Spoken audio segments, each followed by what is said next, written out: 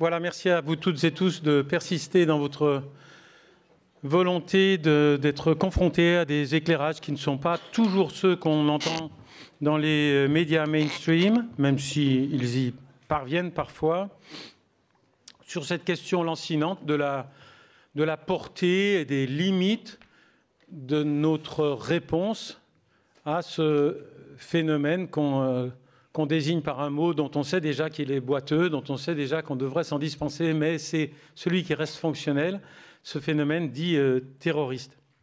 Alors nous ne changeons pas de terrain.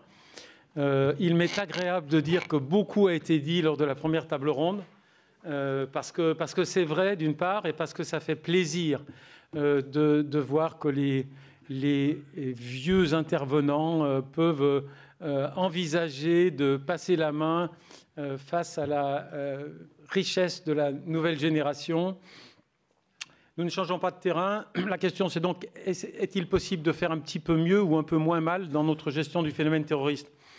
S'il fallait aller à l'essentiel de la critique que l'on peut adresser à la réponse occidentale en général, française en particulier, pour ma part, je le formulerai en disant qu'aucune appréhension de la violence terroriste et aucune réponse à la violence terroriste ne peut se passer de regarder en face la part de responsabilité des sociétés qui sont ciblées par la violence. Je ne dis pas des individus. Le monsieur qui meurt à Paris d'un coup de couteau, il est totalement innocent.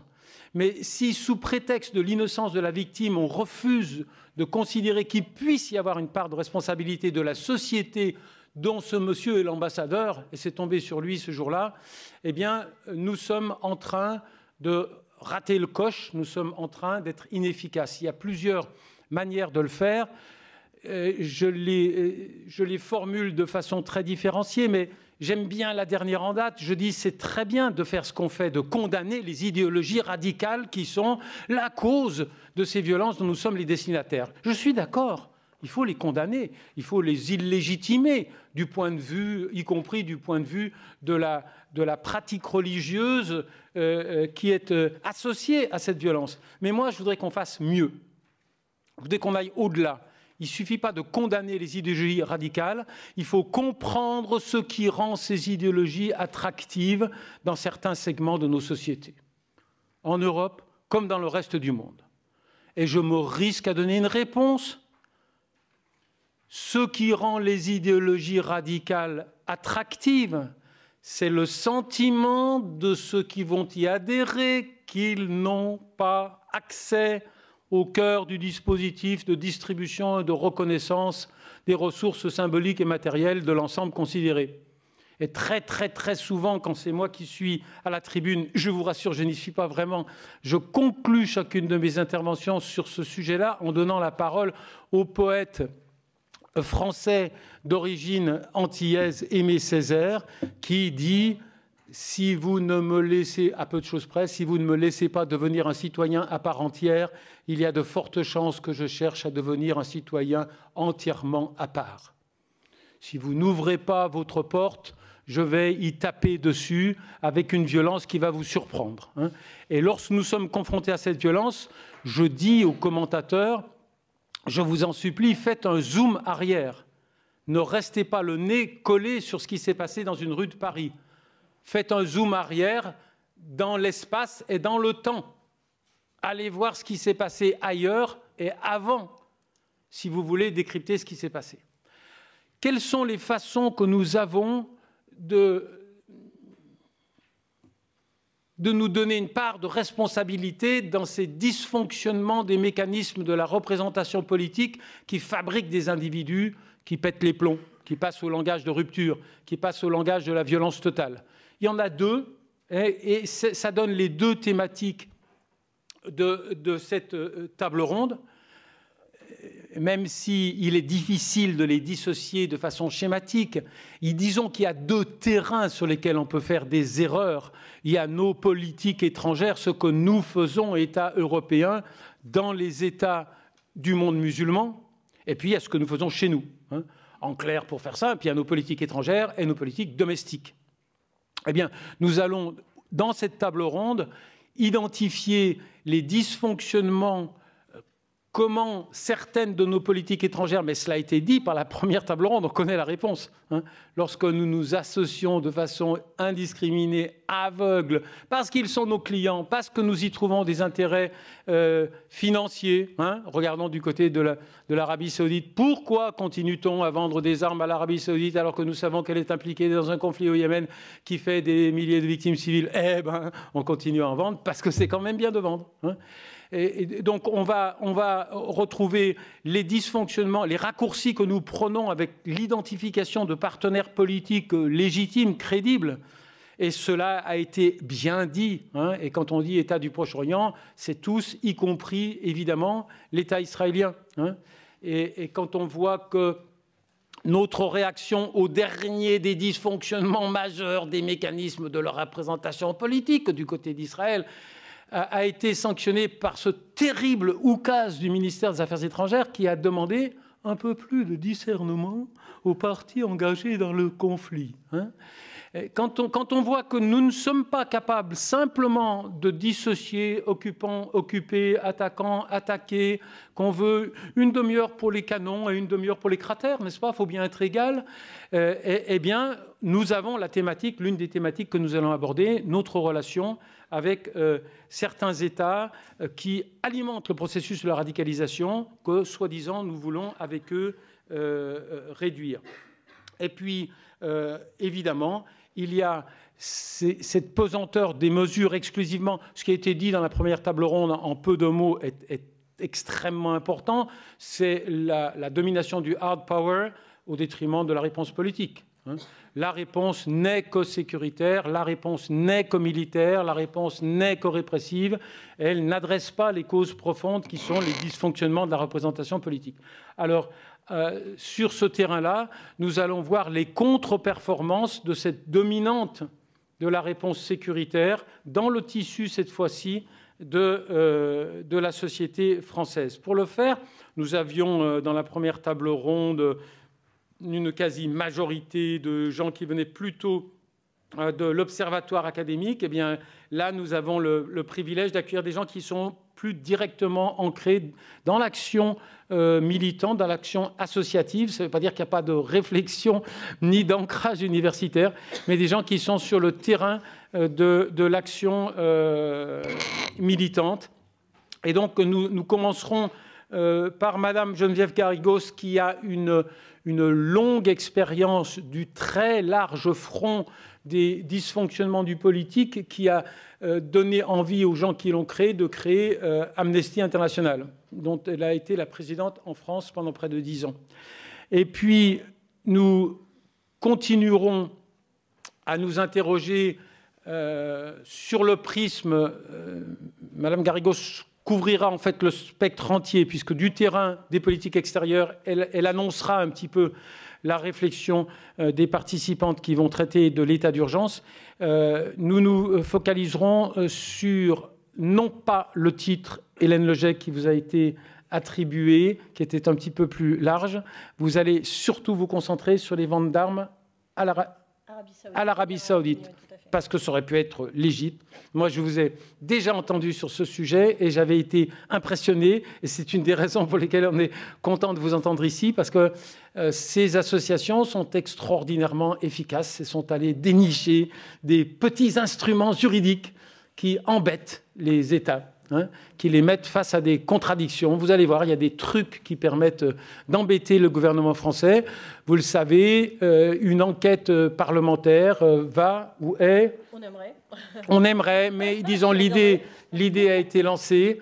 Donc, Hélène Legec, je ne dirais pas que vous êtes venue du sud de la France, d'une université que je connais bien. Ça ferait un peu trop simplificateur. Mais je ne dirais pas que vous êtes passé aussi par un centre de recherche du côté de l'Égypte, mais vous avez une longue expérience des terrains du Proche-Orient, dont vous allez nous faire bénéficier maintenant dans le cas de figure Arabie Saoudite, Émirats. Et puis, nous allons écouter une autre sonnette d'alarme, tirée cette fois par Hassina Meshaï et Essi Hemzin, qui sont à ma gauche, qui sont les co-auteurs d'un livre qui s'appelle « L'état d'urgence, entre parenthèses, permanent ». hein. L'autre jour, je me disais, il y a encore un titre qui n'a pas été exploité, ça serait l'état de quelle urgence, point d'interrogation, hein. Mais l'état d'urgence permanent, c'est la pérennisation de toutes ces mesures juridiques qui empruntent des raccourcis dans le respect des droits élémentaires de chacun des membres de la famille, hein. Et Hassina Meshaï a un parcours, a une formation de juriste, un parcours de journaliste dans un spectre très large, puisque j'ai vu que ça va de Middle East Eye, que je recommande vivement, ne serait-ce que parce que demain, il publie mes bêtises, jusqu'au Point, ce qui est donc un spectre très large.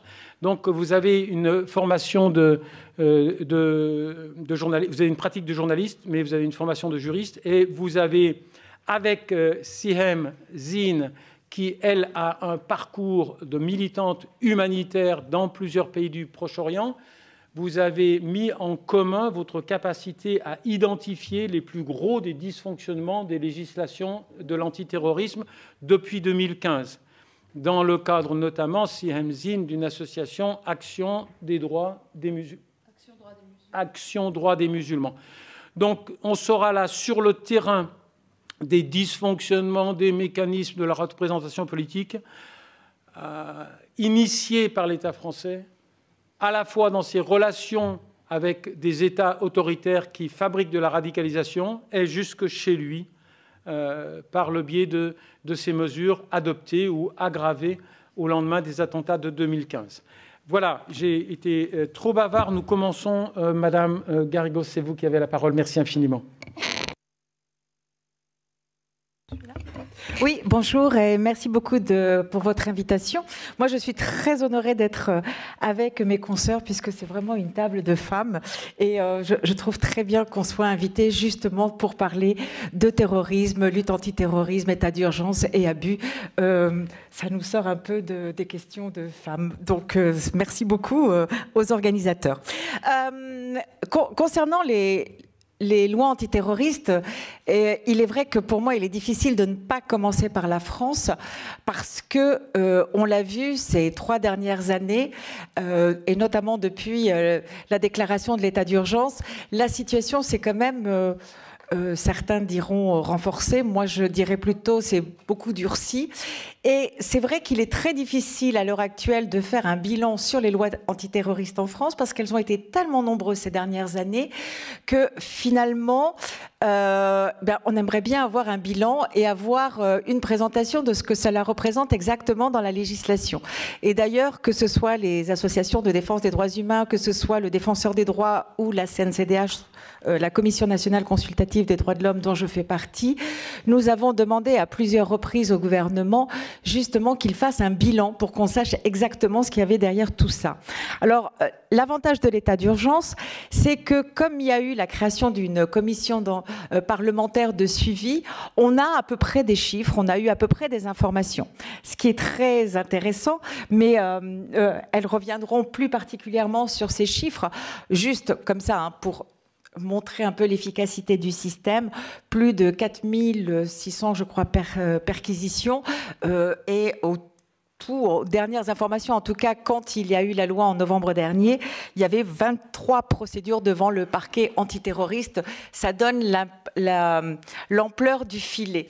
Et en fait, c'est la question du filet qui pose question. Déjà, on l'avait soulevé avec la loi sur le renseignement qui avait été adoptée quelques mois avant les attentats de novembre, hein, à l'été 2015, et le fait que les services de ce renseignement, on avait rentré dans le droit la possibilité pour eux d'écouter, de surveiller, de capter à très très grande échelle. Et ce qu'on disait, c'était que le filet était beaucoup trop grand. On voit que c'est ce qui s'est passé aussi avec l'utilisation de la possibilité de perquisition et des assignations à résidence après les attentats et le fait que l'état d'urgence a été décrété. Ce que l'on a constaté également, c'est que globalement, la plupart des perquisitions et des assignations à résidence en lien théoriquement en lien avec du terrorisme, puisqu'on a vu que leur volonté était pas simplement que ce soit en lien avec le terrorisme, mais c'était élargi à la question des stupéfiants, c'était élargi à la question des armes, mais aussi à la fraude aux prestations sociales. Et c'est pas moi qui le dis, mais c'est les personnes qui étaient à l'époque au ministère de l'Intérieur, ou y compris au travail illicite. Donc on voit là le filet très large, mais tout ça s'est passé plutôt dans les premières semaines, voire les 2-3 premiers mois. Ensuite, on a pu constater que petit à petit, il y avait tout de même une dérive, et une dérive vers la société civile, vers les mouvements. On l'a vu déjà au moment de la COP21, juste après justement les attentats de novembre et la première fois que l'état d'urgence a été décrété. Mais on l'a vu surtout en 2016, au moment des lois travail.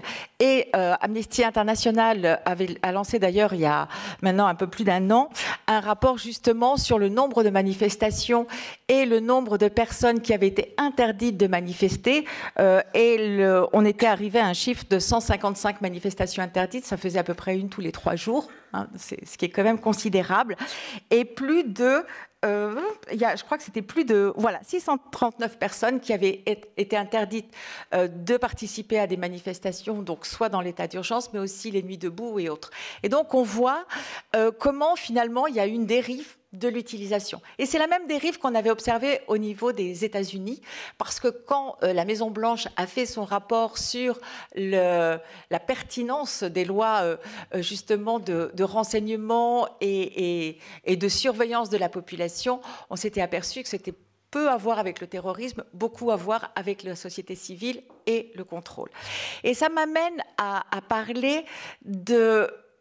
On a beaucoup parlé de l'impact sur les libertés des personnes, et là aussi, mes collègues reviendront sur ce sujet. Moi, je voudrais plutôt revenir sur un des aspects très négatifs de l'état d'urgence en France, et c'est un sujet sur lequel on a beaucoup travaillé justement à la CNCDH, c'est comment la perception, mais aussi l'application du droit s'est vue peu à peu modifiée. On sait que les lois successives ont modifié le droit en France, et la loi qui a été adoptée en novembre dernier a permis d'intégrer de nouvelles mesures. Il y en avait déjà eu par le passé, et notamment après l'attentat du 14 juillet 2016, comment il y a eu des mesures de l'état d'urgence qui peu à peu ont été intégrées dans, je dirais, le droit commun, ce qui fait parler d'une dérive. Mais les dérives ne se limitent pas à cela. Justement, après les attentats de novembre 2015, ce que l'on a vu se mettre en place, et là c'était inscrit dans l'état d'urgence, donc c'est comment on passe du juge judiciaire au fait que ce soit le préfet, voire le ministère de l'Intérieur, qui peut assigner à résidence, qui peut passer à des perquisitions sur la base de suspicion. Et ça, c'est un des points très importants, c'est la suspicion, c'est-à-dire que c'est sur la base de comportements qui pourraient être, et on n'est plus du tout dans cette notion qui prévaut en droit et qui garantit justement les droits de la personne. On va passer dans un système où, comme c'est un comportement, comme c'est une suspicion, en plus, on l'a vu étayé par des notes blanches anonymes, non datées, eh bien, finalement, la personne qui devrait pouvoir se défendre par rapport à des faits et à des accusations concrètes, c'est-à-dire que la charge de la preuve revient au parquet, eh bien, c'est à elle qui revient de démontrer qu'elle est innocente sans avoir de cadre qui lui permette de le définir. Et j'ai en tête notamment une jeune femme qui habitait au Mans et qui s'est retrouvée assignée à résidence parce qu'elle avait un comportement qui était jugé un peu, comment dire, plus que douteux. Voilà, elle avait peut-être une pratique un peu exagérée. Or, cette jeune femme n'avait jamais porté ni même un foulard, n'allait pas à la mosquée, n'avait aucune pratique religieuse. Et en enquêtant, on s'est aperçu que c'était parce que son mari, avec qui elle ne vivait plus depuis 2 ans, était dans ce contexte. Donc on voit comment... Mais ça devient très difficile de montrer qu'on n'a rien fait dans un cadre pareil. Donc il y a cette notion de suspicion, il y a cette notion de comportement, de renversement de la charge de la preuve. Et derrière, c'est ce qui a amené d'ailleurs Jacques Toubon, donc le défenseur des droits, l'année dernière sur la question de la nouvelle loi antiterroriste, à parler d'un risque d'essentialisation, de définir des classes dangereuses de la population. Et ça, c'est un point très, très important. Et j'en reviens donc à la CNCDH. Nous avons notamment travaillé, on a vu combien le terme de terroriste était difficile à qualifier, parce que le terroriste d'aujourd'hui sera peut-être le résistant de demain. Je ne veux pas dire que ceux qui ont commis les attentats à Paris, c'est cela, mais le terme est tellement généralement utilisé, mais c'est encore pire quand on veut rentrer justement dans ce qu'on appelle l'aspect prédictif, la suspicion, parce qu'on va jusqu'à l'aspect prédictif. Et qu'est-ce que le radicalisé? Et on est passé d'ailleurs du radicalisé islamiste au radicalisé de l'islam musulman. Donc déjà, on voit comment, là aussi, on a une dérive. Mais on a eu aussi les radicalisés syndicalistes pendant la loi travail. Et on voit tout apparaître de plus en plus de radicalisés. Et nous, on s'est posé la question, mais qu'est-ce qu'un radicalisé? Comment détermine-t-on? Et ce qui nous est apparu, c'est qu'on a pu constater que tout au long de l'année 2016, quand, au lieu de se consacrer à essayer de comprendre qu'est-ce qui amenait des jeunes à partir en Syrie, ou à commettre des attentats, ou même à avoir une pratique religieuse plus radicale, eh bien, on a pu constater qu'au lieu de se consacrer à ça, l'État, parce que c'est par là qu'on pourrait agir, eh bien, il a essayé de mettre au point des méthodes prédictives. C'est-à-dire quels étaient les éléments qui allaient faire qu'on puisse considérer que quelqu'un puisse devenir dangereux. Et ça, c'est très, très dangereux, là, pour le coup, parce qu'on ne peut pas prédire. Et j'ai le souvenir de cette psychiatre qui nous expliquait une psychiatre de l'administration pénitentiaire, qui nous expliquait que justement le propre de l'humain, c'est qu'autant un animal, on le met toujours dans le même contexte, il va reproduire exactement le même comportement. L'humain, non. Donc l'humain n'est pas prédictif. Ce qui est prédictif dans l'humain, c'est que toute prédiction est à 100%, je veux dire, elle risque d'être à 100% erronée. Pourtant, c'est là-dessus qu'on s'est focalisé. Et là, il y a un danger, et c'est ce qui fait aussi qu'on cherche à accumuler de plus en plus de données pour essayer de déterminer les comportements. Et ça, c'est dangereux dans le fait qu'on peut attribuer à des personnes des comportements qu'elles n'auront jamais et qui peut les conduire en prison, voire les mettre justement, assignés à résidence, mais au-delà, les mettre en prison, etc. Donc ça c'est un aspect qu'il est très important de regarder avec vigilance, parce que c'est une tendance lourde que l'on peut retrouver dans de très nombreux systèmes. Or, quand l'État commence à vouloir prédire ce que nous allons faire et que par rapport à ça, il pourrait prendre des mesures justement de restriction des libertés et autres, eh bien, nous sommes dans une situation de grand danger. L'autre point, c'est qu'au-delà de ce que ça peut entraîner, et ça c'est un constat qu'on peut faire aussi au niveau international, c'est ce discours que pour assurer la sécurité, il faut toujours plus de recul des droits. Moi, je suis personnellement convaincue, et c'est une des raisons pour lesquelles je milite, c'est que si la sécurité est une nécessité pour l'individu, c'est pour qu'il puisse exercer ses droits. Mais en aucun cas, c'est de renoncer à ses droits pour avoir de la sécurité, parce que là encore, on est dans une inversion du système et qui nous sort complètement de l'état de droit. Dire que je vais renoncer à ma liberté d'expression, ma liberté de manifester, ma liberté d'opinion, ma liberté religieuse, toutes les libertés qui me sont chères, simplement parce que ça va m'apporter une sécurité, je dirais, mais à quoi me sert ma sécurité à ce moment-là? Et ça, c'est un point majeur. Et il faut qu'on soit vigilant, parce qu'on le voit à chaque attentat. Et on sait qu'il y en aura d'autres, parce que rien n'est fait finalement pour anticiper et prévenir ces attentats, si ce n'est essayer de prédire des comportements. Eh bien, à chaque fois, on l'entend, on l'a vu dernièrement, eh bien, on va nous demander encore plus de restrictions des libertés, d'aller plus loin. Et c'est un piège politique, parce que quand on nous dit que ceux qui commettent ces attentats, c'est pour attaquer notre mode de vie, justement nos valeurs, eh bien ce qu'on fait, c'est y renoncer, et on leur donne raison.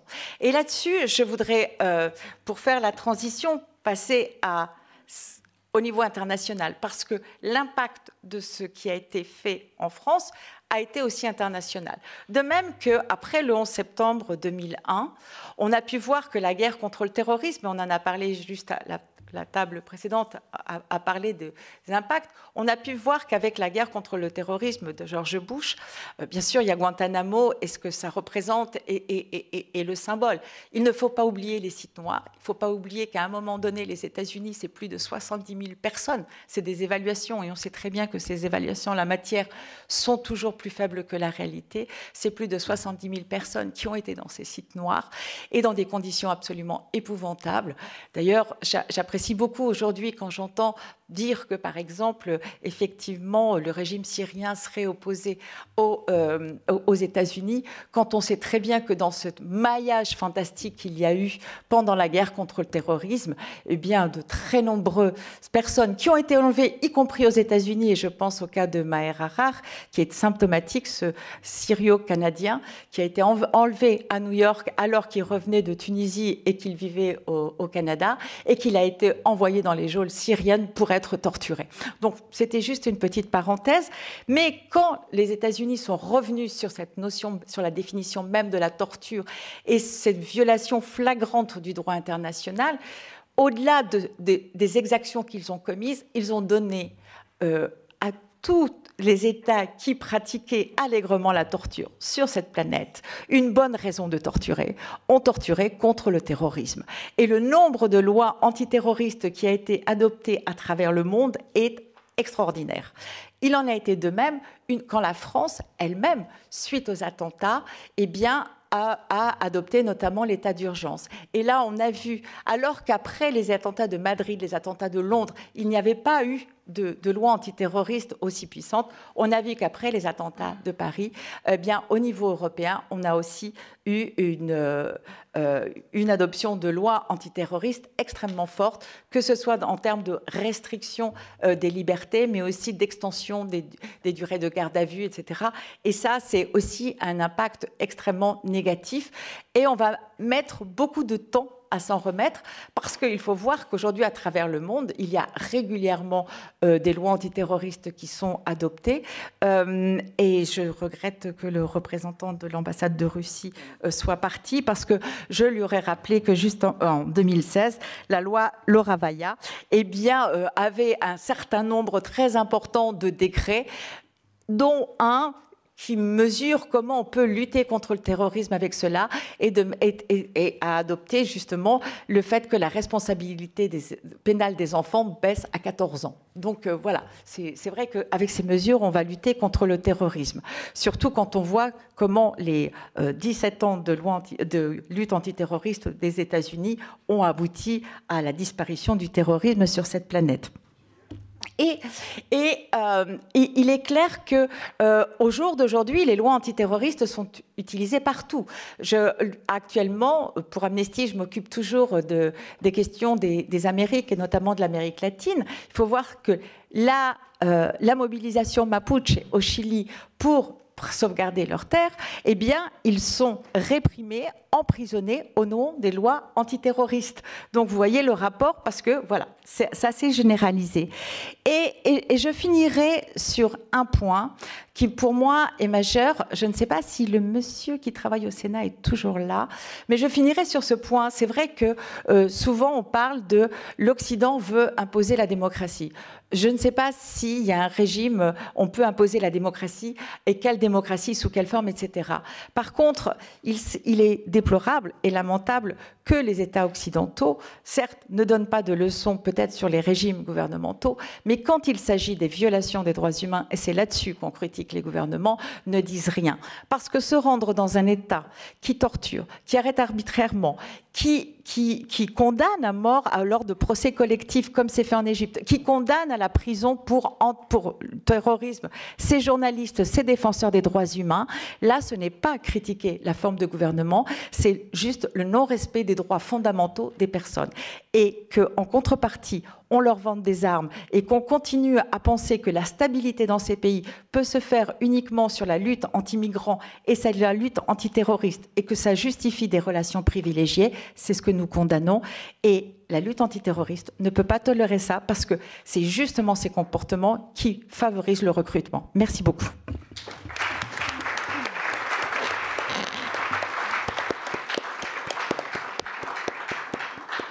Merci beaucoup, Geneviève Darrigos. Le triomphe du hard power ne nous protège pas du terrorisme. La torture ne nous protège pas du terrorisme. Elle ne l'éloigne pas, elle le rapproche. Et ça me donne la transition parce que j'ai oublié de mentionner le contenu du sigle, Hélène Leget, de votre association, qui est l'Association des chrétiens pour l'abolition de la torture. C'est dire si votre présence à cette tribune, dans ce contexte, est justifiée. Merci beaucoup. Merci. Merci pour cette invitation. Effectivement, je suis responsable Maghreb-Moyen-Orient à l'Action des chrétiens pour l'abolition de la torture. Et juste pour info, notre association couvre torture, mais aussi crimes de guerre, crimes contre l'humanité, génocide, disparition forcée et autres crimes internationaux graves. Et c'est de crimes de guerre dont il va être question en filigrane tout au long de mon intervention. Donc je préciserai que ma sphère de compétences porte sur l'étude de la légalité des ventes d'armes de la France à l'Arabie Saoudite et aux Émirats Arabes Unis dans le cadre du conflit yéménite. Donc j'aborde une toute petite partie de la problématique qui est évoquée dans le titre de mon intervention, mais mon intervention pose la question de la contradiction entre l'opportunité politique, qui renvoie justement à cette opportunité de lutte contre le terrorisme, et la question de la légalité de nos actions. Donc c'est ce qui revient tout au long des interventions de cet après-midi. Donc j'aborderai pas particulièrement la question de l'efficacité des ventes d'armes dans la lutte antiterroriste, parce que c'est pas ma sphère de compétences, et je pense que ceux qui sont intervenus dans le panel précédent en ont déjà dit beaucoup. Je précise que je ne suis pas politologue, en tout cas je ne le suis plus. Je ne suis pas spécialiste du contexte géopolitique et géostratégique régional, mais je vais quand même donner quelques informations, quelques clés de compréhension en fait pour poser un peu le contexte dans lequel s'inscrivent les ventes d'armes de la France à l'Arabie Saoudite et aux Émirats Arabes Unis dans le cadre du contexte yéménite, en précisant que ce qui vaut pour la France vaut à peu près pour toutes les ventes d'armes de l'Occident à ces pays, et vaut à peu près pour toutes les ventes d'armes. Enfin, mon exposé peut se transposer à d'autres ventes d'armes de pays occidentaux à d'autres pays en guerre ou auteurs de violations graves des droits de l'homme. Dans la région, je jetterai juste voilà, quelques petites informations. Dans la région, les préoccupations de la France, telles qu'il ressort des déclarations de personnalités politiques, enfin de l'exécutif français, les préoccupations de la France sont grosso modo les suivantes. Je les donnerai un peu dans le désordre. La lutte antiterroriste, et notamment la lutte contre AQPA, donc Al-Qaïda dans la péninsule arabique, pour ce qui concerne le Yémen. L'équilibre régional tel que perçu par la France, avec donc une certaine maîtrise de la menace iranienne, et qui passe nécessairement par un soutien à l'Arabie Saoudite et aux Émirats Arabes Unis. Évidemment, il ne faut pas oublier la maîtrise de la circulation des marchandises dans le Golfe Persique. C'est une chose dont on entend peu parler, mais qui explique à cet égard le soutien et les relations très resserrées entre la France et les Émirats Arabes Unis, qui, au fil des années, imposent leur présence dans les principaux ports commerciaux de la région pour maîtriser le flux des marchandises et notamment du pétrole et du gaz. Une autre préoccupation de la France, c'est la préservation des bonnes relations avec les Émirats Arabes Unis, parce que nous avons une base militaire française très importante aux Émirats Arabes Unis, base militaire française à partir de laquelle nous lançons notamment des opérations dans le reste de la région, Syrie, Irak et autres. Un autre argument avancé par la France pour justifier le maintien des ventes d'armes à l'Arabie Saoudite et aux Émirats Arabes Unis malgré le début du conflit yéménite, et j'y reviendrai sur ces ventes d'armes, c'est la nécessité de maintenir de bonnes relations avec ces deux États pour, d'une part, pouvoir promouvoir les négociations de paix au Yémen, enfin pour mettre fin à la crise au Yémen, et d'autre part pour inciter l'Arabie Saoudite et les Émirats Arabes Unis à un meilleur respect du droit international humanitaire. Donc je ne me prononcerai pas sur l'efficacité de ces deux actions, puisque voilà, il y a des violations graves du droit international humanitaire au Yémen et il n'y a toujours pas de paix. Donc je pense que la situation au Yémen parle d'elle-même. Mais voilà, c'est un discours assez récurrent de la part des autorités françaises disant on ne peut pas cesser de leur vendre des armes, parce que si on cesse de leur vendre des armes, ça va être une démarche hostile. Et si on a une démarche hostile à leur égard, ils ne nous écouteront plus quand on leur dira notamment qu'il faut mieux respecter les conventions de Genève et arrêter de commettre des crimes de guerre. Donc on voit que d'un côté, il y a des considérations diplomatiques, stratégiques, sécuritaires et économiques qui expliquent la poursuite de la fourniture de matériel militaire à ces deux pays. Mais quelle est la compatibilité entre cette vente d'armes et donc ces considérations, ces intérêts de la France dans la région et la légalité des transferts de matériel militaire à ces deux pays ? Je poserai quelques chiffres en matière de vente d'armes à ces deux pays. Je dirais que l'Arabie Saoudite est le deuxième plus gros client de la France en matière de vente de matériel militaire. Alors par matériel militaire, j'entends les armes, les munitions, les pièces, composants, mais aussi plein de choses dont on n'entend pas du tout parler, à savoir la fourniture les formations de militaires et à l'usage du matériel vendu essentiellement, mais aussi le maintien en condition opérationnelle des armes qu'on leur a vendues parfois il y a 5 ou 10 ans. Les Émirats arabes unis sont le 6e client de la France en matière de matériel militaire. Donc ça vous donne une idée de l'importance que la coopération militaire et stratégique avec ces pays revêt pour la France. En 2016, alors les chiffres vont peut-être pas vous parler, mais on y reviendra. En 2016, 218 autorisations d'exportation ont été délivrées par le Premier ministre français à des entreprises françaises pour qu'elles exportent du matériel militaire vers l'Arabie Saoudite. Et ces 218 licences, autorisations d'exportation représentent un montant de 19 milliards d'euros, juste pour l'année 2016. On aura dans quelques jours, d'ici 7 jours environ, les chiffres pour l'année 2017, lorsque le ministère des Armées publiera son rapport annuel au Parlement. Des contrats ont été signés par des entreprises françaises avec l'Arabie Saoudite en 2016, toujours pour un montant de 764 millions d'euros. Et les entreprises, cette même année, ont livré, parce qu'il y a toujours un délai entre le moment où la France autorise les exportations d'armement, et le moment où les entreprises concluent les contrats, et le moment où les entreprises livrent le matériel. C'est les 3 temps, et il peut s'écouler parfois des mois, voire des années, entre ces différentes étapes. Et donc, en 2016, les entreprises françaises ont livré pour plus de 1 milliard d'euros d'armement. Donc, on imagine bien ce que ça peut représenter pour l'économie française. Je vous passe les chiffres sur les Émirats arabes unis. Je pourrais vous les communiquer sans aucun problème et ils sont tout à fait publics. Il faut noter que tant pour l'Arabie Saoudite que pour les Émirats arabes unis, les livraisons de matériel militaire ont augmenté en 2015 et 2016. Ça correspond, donc, comme je le disais, à des contrats signés des mois avant, voire des années avant, donc des contrats signés avant le début du conflit au Yémen. Mais malgré la survenance du conflit au Yémen et malgré la multiplication très largement dénoncée, y compris par les Nations Unies, la multiplication des violations graves du droit international humanitaire, violations graves pouvant être constitutives de crimes de guerre, malgré cela, les livraisons ont eu lieu, et non seulement les livraisons ont eu lieu, mais de nouveaux contrats ont été conclus en 2015, 2016 et on l'apprendra bientôt en 2017, entre des entreprises françaises et l'Arabie Saoudite et les Émirats arabes unis. Or, a priori, pas de problème, sauf qu'en France, les exportations de matériel militaire sont strictement encadrées par 2 textes internationaux, à savoir le traité sur le commerce des armes et la position commune de l'Union européenne, dont la France a été un des fers de lance. On y reviendra sur la question des contradictions. Ces 2 textes, je ne vous les détaille pas, mais ces 2 textes, le traité sur le commerce des armes et la position commune de l'Union européenne, ont en commun d'interdire strictement et de façon très claire l'autorisation d'exportation de matériel militaire s'il existe un risque, juste, il suffit qu'il existe un risque, que ce matériel militaire soit utilisé pour commettre ou faciliter la commission de violations graves du droit international humanitaire ou de violations graves des droits humains quand c'est dans une situation de conflit interne ou de répression interne. Ces 2 textes s'imposent aux autorités françaises. Je dirais quelques mots sur comment les autorités françaises délivrent des exportations d'armement. Pour pouvoir aboutir à une livraison de matériel militaire, par exemple par Thales, à l'Arabie Saoudite ou aux Émirats arabes unis, qu'est-ce qu'il faut faire au préalable? Thales demande au Premier ministre une autorisation d'exportation. Cette demande d'autorisation d'exportation est transmise à ce qu'on appelle la Commission interministérielle pour l'étude des exportations de matériel de guerre, on va l'appeler la CIEMG. Cette commission, c'est une commission qui est uniquement composée de membres de l'exécutif, aucun parlementaire, évidemment pas de société civile, donc que des membres de l'exécutif. Elle est présidée par le secrétaire général de la Défense et de la Sécurité nationale et elle est composée d'un représentant du ministère des Armées, un représentant du ministère des Affaires étrangères et un représentant du ministère du Budget.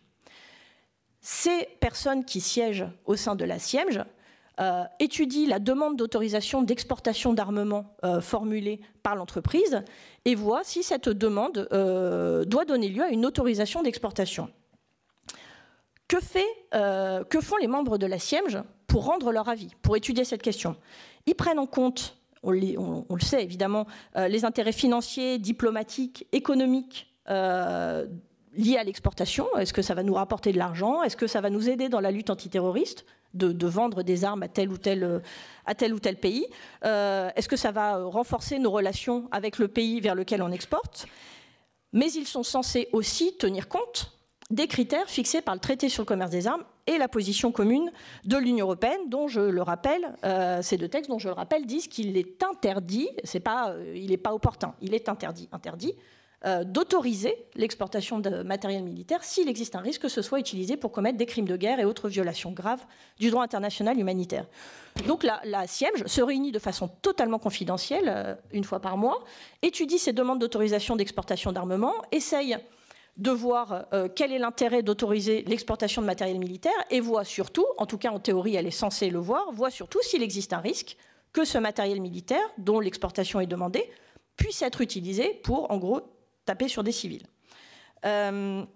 Ensuite, la CIEMJ donc délibère et rend un avis, c'est juste un avis, au Premier ministre qui prend in fine la décision de signer une autorisation d'exportation de matériel militaire qui s'appelle une licence. C'est une licence d'exportation de matériel militaire. Et ça, c'est un acte administratif signé par le Premier ministre. Donc à la fin du processus, c'est le Premier ministre qui est responsable de la signature de cette autorisation d'exportation.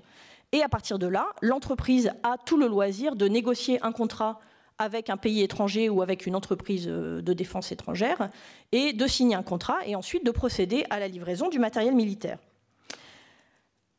La conclusion de tout ça, c'est que peu importe, ce qu'il faut garder à l'esprit, c'est que peu importe qu'une livraison d'armes soit opportune sur le plan diplomatique, économique, stratégique, dès lors que ça ne respecte pas les critères fixés par le droit international, traité sur le commerce des armes, position commune de l'Union européenne, cette licence est en fait illégale.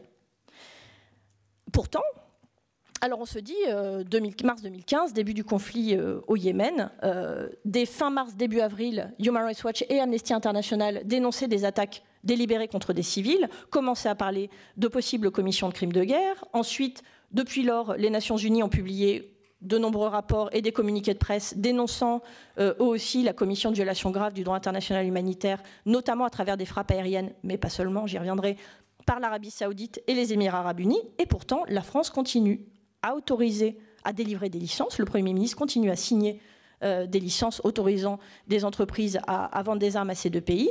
Des contrats continuent d'être signés, et d'ailleurs on s'en vante assez régulièrement lors de visites en Arabie Saoudite ou aux Émirats Arabes Unis. On est assez content, on est assez fiers de revenir avec un contrat de fourniture de matériel militaire. Enfin, on commence à devenir un petit peu plus discret sur la question, on imagine bien pourquoi. Et on continue à livrer, effectivement, du matériel militaire. Ça pose la question de la légalité de tout ça. La légalité des licences, l'égalité des contrats, l'égalité des livraisons. Face à ce doute, l'ACAT et Amnesty International ont mandaté un cabinet d'avocats, le cabinet Ancil, pour répondre à cette question de la légalité. Est-ce que les licences, est-ce que les contrats, est-ce que les livraisons sont légales du point de vue du droit international? Le cabinet a rendu public, nous avons rendu public avec le cabinet cette étude, une étude de 90 pages qui est publique, que vous pouvez retrouver sur nos sites internet respectifs, et qui conclut qu'il existe un risque juridique extrêmement élevé que les transferts d'armes de la France vers l'Arabie Saoudite et les Émirats Arabes Unis soient illégaux au regard de ses engagements internationaux. Pourquoi? Parce que la France ne pouvait pas ignorer, sauf à ce que l'exécutif vive dans une grotte, mais on sait bien que ce n'est pas le cas, la France ne pouvait pas ignorer les attaques contre des civils perpétrées par l'Arabie Saoudite et les Émirats Arabes Unis depuis le tout début du conflit, donc depuis fin mars 2015, et pourtant elle a continué donc à autoriser l'exportation, livrer du matériel militaire vers ces deux pays, du matériel qui, d'après nos premières analyses, peuvent servir à commettre ou à faciliter la commission de violations graves du droit international humanitaire. Je vous donnerai juste quelques exemples de matériel militaire concerné. On a livré des véhicules blindés. On a livré des systèmes d'artillerie de gros calibre à l'Arabie Saoudite. On parle, ça reste à confirmer, on va voir si ça figure dans le prochain rapport de la France au traité sur le commerce des armes. On parle de la livraison de nouveaux canons César, dont on a vu des photos Twitter qui ont été analysées, géolocalisées, circulent sur Twitter, donc montrant des canons César déployés dans le cadre du conflit yéménite. On n'a pas la preuve, on n'a pas le smoking gun, on n'a pas la preuve qu'ils ont effectivement tué des civils, mais enfin on sait que les canons César ont été déployés dans le cadre du conflit yéménite. On a livré des fusils de précision, donc ça c'est de sources officielles. On a livré, chose très intéressante, ce qu'on appelle des potes Damoclès. Sont des potes de désignation laser. En fait, c'est du matériel militaire qu'on fixe sous des avions, F-16 notamment, mais pas que, donc sous les avions saoudiens, et qui aident à mieux cibler selon qui on veut cibler. En l'occurrence, soit l'Arabie Saoudite commet énormément d'erreurs de tir, soit effectivement elle cible des hôpitaux, des mariages, etc. En tout cas, on vend ce type de matériel militaire qui clairement peut servir à commettre des violations graves du droit international humanitaire.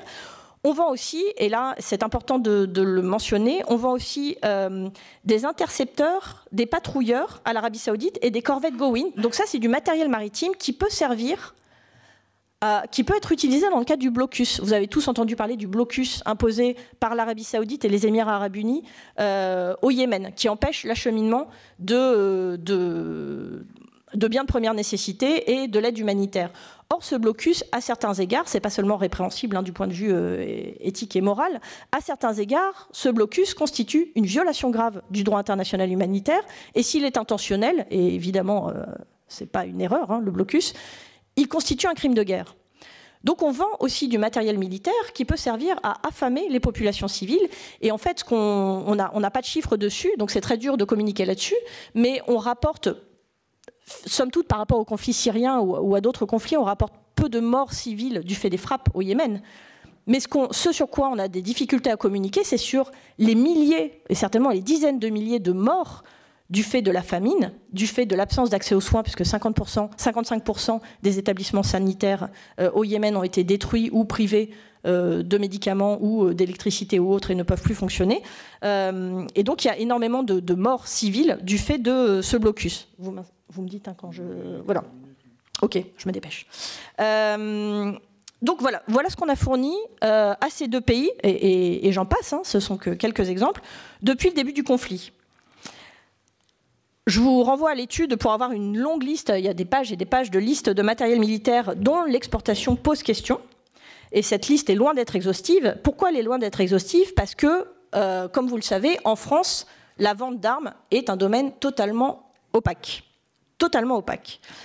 On a lancé une campagne à la CAT en février, et maintenant on fait une grosse campagne de plaidoyer avec Amnesty International, avec l'AIDL, etc., avec d'autres ONG, où on interpelle les députés en leur disant « mais possiblement la France, enfin on a de sérieux doutes sur la légalité des agissements de la France, on soupçonne la France d'avoir violé ses engagements internationaux, ce qui n'est pas rien, ce qui peut se prêter à des actions contentieuses, à des plaintes contre l'État français, des recours en excès de pouvoir contre des licences, à des plaintes contre les entreprises françaises. On a ces doutes-là, vous, députés, que faites-vous?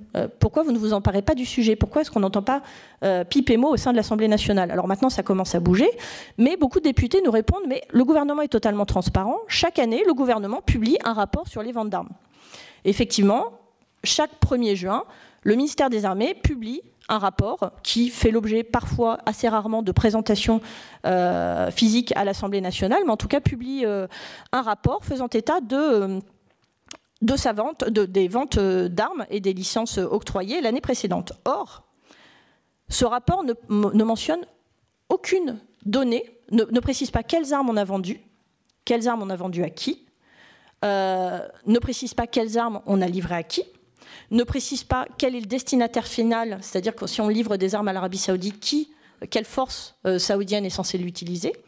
Ce rapport ne mentionne absolument rien en fait, absolument aucune information qui serait nécessaire pour évaluer la légalité des licences et la légalité des livraisons de matériel militaire. On ne sait pas quel matériel militaire a été livré, à quel destinataire final, pour quel type d'utilisation. On n'a pas toutes ces infos. Donc c'est un exercice de transparence somme toute relatif. Tout ce que dit le rapport, c'est qu'on a vendu pour tant de milliards, ou on a livré pour tant de milliards de matériel militaire à l'Arabie Saoudite, mais on ne sait absolument pas ce qu'on leur a vendu. On a un peu plus d'informations dans un rapport qui est adressé chaque année depuis 2015 par la France au secrétariat du traité sur le commerce des armes. Donc je rappelle que la France a été un des pays moteurs dans l'adoption de ce traité sur le commerce des armes, donc qui régit et qui limite, qui encadre les exportations d'armement des pays. Et chaque année, donc, la France soumet un rapport. Alors ce rapport, il se soumet des informations sur le matériel que la France a livré, matériel militaire que la France a livré à tel et tel pays. En gros, c'est un tableau d'une page avec quelques petites informations non détaillées sur les livraisons de tanks de chars Aravis à l'Arabie Saoudite. On n'a guère plus de détails et ça concerne qu'une certaine catégorie limitée de matériel militaire. Ça ne concerne pas les munitions, ça ne concerne pas les pièces composant le maintien en conditions opérationnelles, les formations, etc. J'en termine très vite. Donc, une opacité totale. On sait que la loi antiterroriste...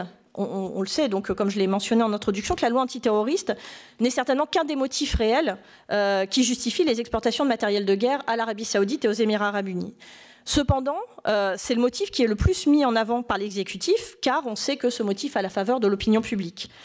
On sait, on l'a vu depuis le début du colloque, que la lutte antiterroriste peut faire avaler bien des couleuvres. Toutefois, n'oublions pas que le fameux droit à la sécurité qui émerge de plus en plus comme un droit fondamental dans le discours politique n'est pas sans limite et que l'une de ces limites est l'interdiction absolue, et c'est une interdiction qui est au plus haut sommet de l'ordre juridique international, l'interdiction de concourir à la commission de crimes de guerre et autres attaques contre des civils. Le traité sur le commerce des armes et la position commune sont très clairs à cet égard. Il ne revient pas à l'exécutif français. L'exécutif français n'a pas cette possibilité, cette prérogative de faire prévaloir les nécessités de la lutte antiterroriste sur ses engagements internationaux. Ce n'est pas seulement une question politique, c'est une question de légalité, avec toutes les conséquences que ça peut avoir en termes de contentieux, comme je l'ai déjà mentionné.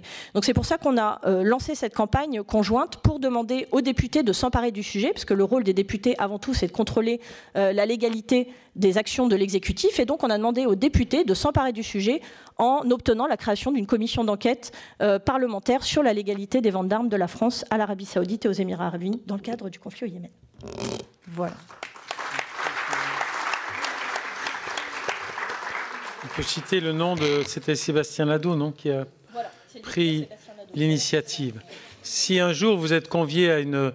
peut-être même dans cette enceinte, à une réunion qui vous explique l'origine du terrorisme et où s'exprime directement ou par journalistes du genre de ceux qu'a évoqué Stéphane Lacroix tout à l'heure, interposer des acteurs de ces pays dont on vient d'analyser la nature de la relation qu'ils ont avec la France, soyez prudents.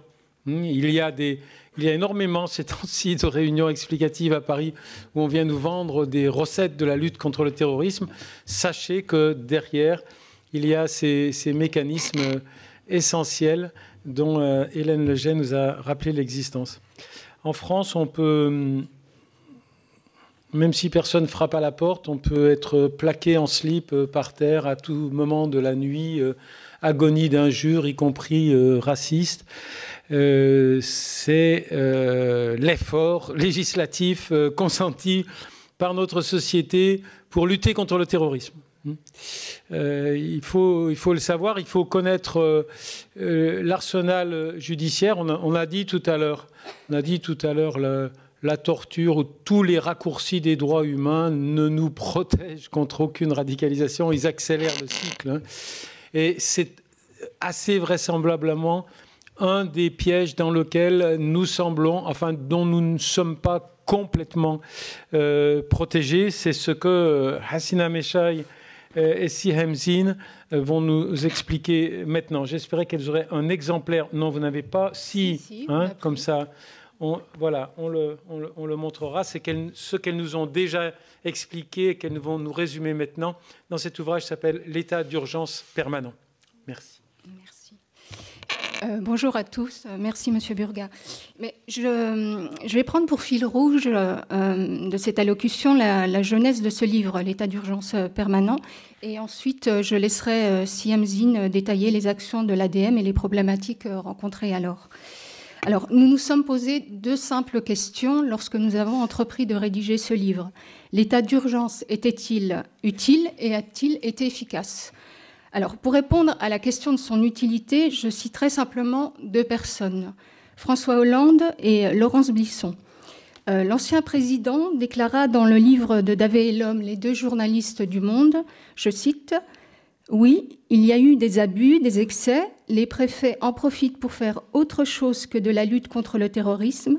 En fait, au bout de 48 heures d'état d'urgence, ceux qui ont des armes les mettent à l'abri. » Donc, le gardien des institutions ajouta c'est vrai, l'état d'urgence a servi à sécuriser la COP21. C'est ce qu'on n'aurait pas pu faire autrement. Donc vous avez le gardien des institutions de l'époque qui admet benoîtement que l'état d'urgence a pu servir simplement pendant 48 heures.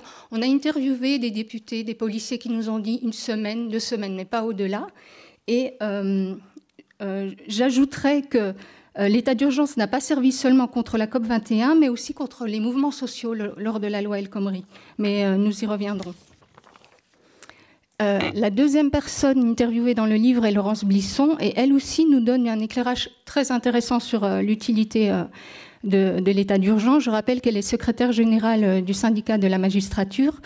Selon elle, le droit pénal antiterroriste français qui existait à l'époque de l'instauration de l'état d'urgence et qui est un des plus répressifs d'Europe permettait déjà de larges mesures de lutte antiterroriste.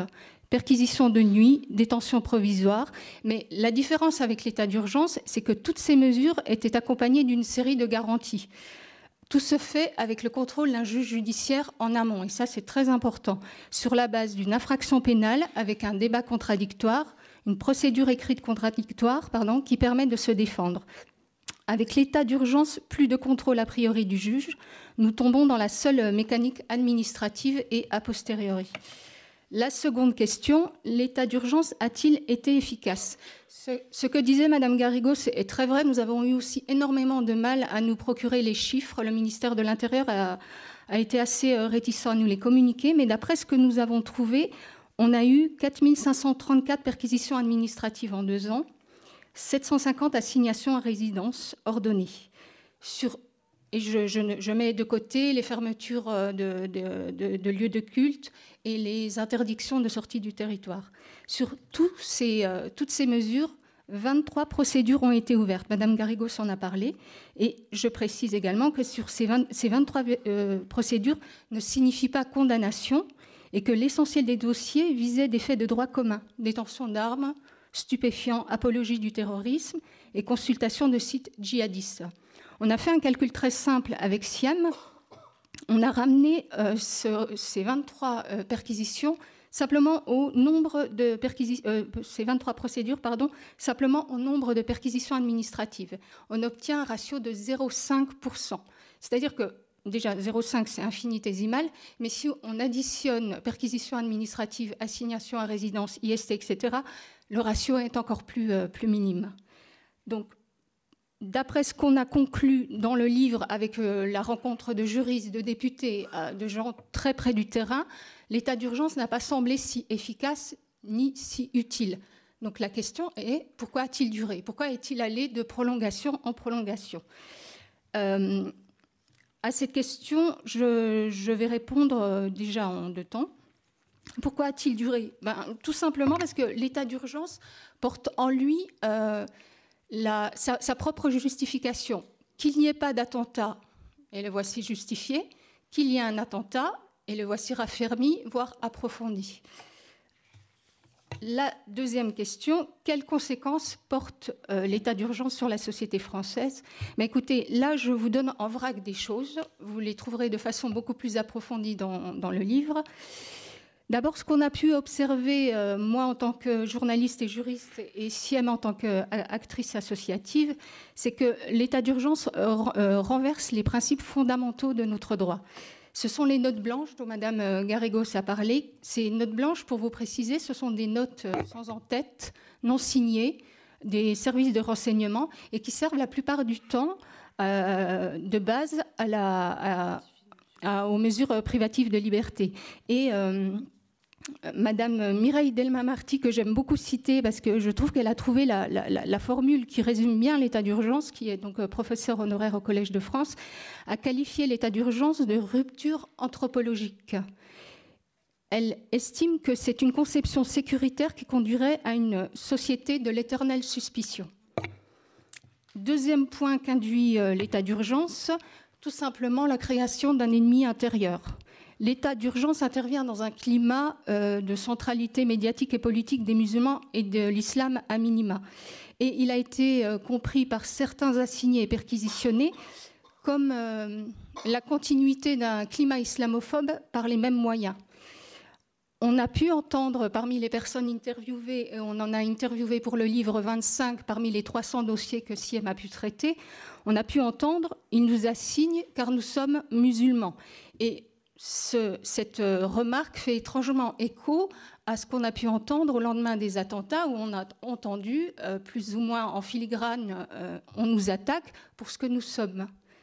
Et ce qui est assez déplorable dans tout cela, c'est que finalement, ça revient exactement à ce que dit la propagande de Daesh, qui définit cette zone grise où cohabitent les musulmans et les non-musulmans, et le but est justement de créer des antagonismes. Et c'est exactement à ça qu'on est arrivé avec l'état d'urgence. Troisième point, l'état d'urgence constitue une arme de fragmentation sociale massive. Certains des assignés, j'aimerais préciser cela parce que je pense qu'on a eu tendance à confondre et à amalgamer. Certains des assignés perquisitionnés vivaient dans des quartiers populaires, mais pas tous. La sociologie de ces personnes est beaucoup plus compliquée et beaucoup plus subtile que ce qu'on a bien voulu entendre. Mais pour ceux qui vivaient effectivement dans les quartiers populaires, tous nous ont dit qu'ils observaient un hiatus entre ce qu'ils vivaient et ce qu'ils voyaient dans les médias. C'est-à-dire qu'on voyait le ministre de l'Intérieur ou le Premier ministre aller devant les caméras et se vanter d'une politique de chiffres. Et eux, ce qu'ils constataient, c'était des familles apeurées, des dégâts matériels. Et on a eu des phrases comme « dans le quartier, on se demandait à qui serait le tour la nuit suivante ». Ensuite, l'état d'urgence a réactivé une mémoire encore à vif. Et cela, je pense qu'on ne l'a pas assez souligné, celle tout simplement de la colonisation.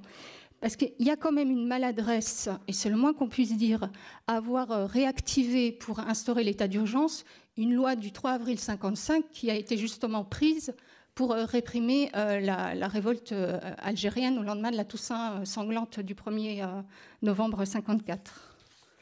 Et n'oubliez pas que l'état d'urgence a été réactivé en 2005 lors de la révolte des quartiers populaires. Donc vous avez une espèce de continuum comme ça, colonial, qui a complètement été occulté par les pouvoirs publics et qui a pourtant été ressenti dans les quartiers populaires. On constate également, et je crois que Mme Garrigos en a parlé, une utilisation opportuniste de l'état d'urgence, un véritable effet d'aubaine qui est juste, qui confine au cynisme. L'état d'urgence a débordé, entre guillemets, du côté des militants écologistes, des mouvements sociaux comme contre la loi dite El Khomri. C'est quand même un régime juridique qui est censé contrer le terrorisme, nous protéger, et qui a été utilisé sciemment en dehors de ce but. Ensuite, l'état d'urgence a été porté par l'idée d'une guerre contre le terrorisme. Et il porte en fait vraiment l'empreinte de ce paradigme qui est né au lendemain des attentats de 2001 aux États-Unis.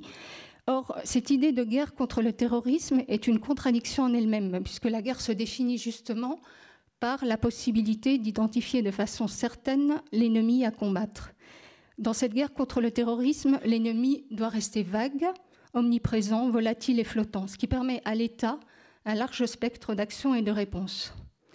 Et toute dimension politique, et je crois que c'est M. Burga qui l'a évoqué, toute dimension politique des questions posées par les attentats a été très rapidement évacuée par François Hollande.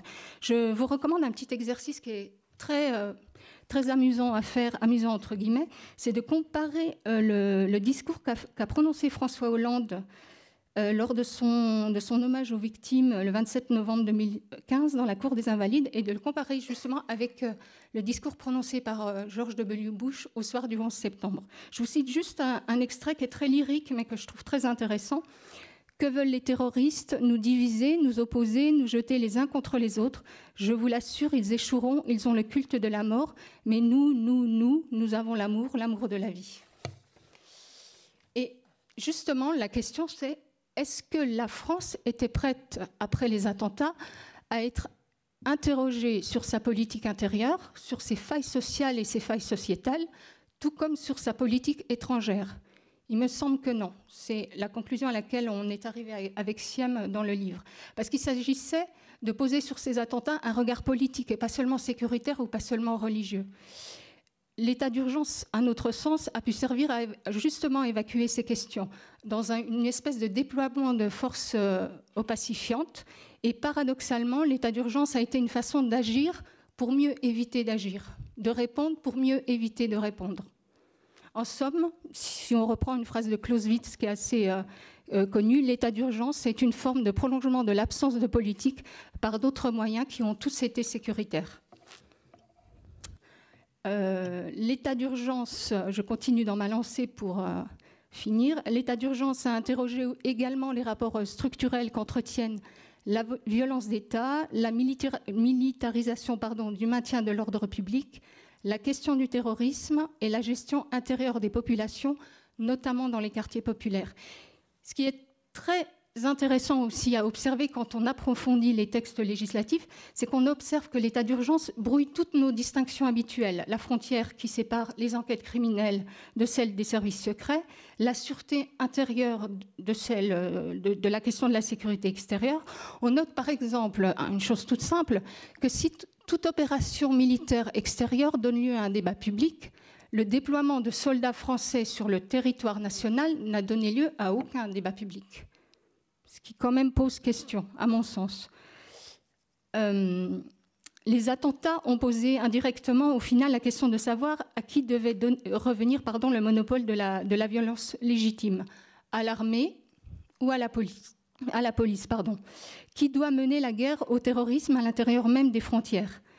La question n'est pas que théorique, à mon sens, mais interroge notre démocratie. Je voudrais conclure et laisser la parole à Siem, simplement par ceci. L'état d'urgence n'a pas été simplement une question de loi, d'arrêté, de texte. Il a été également et surtout l'indice d'un état d'esprit.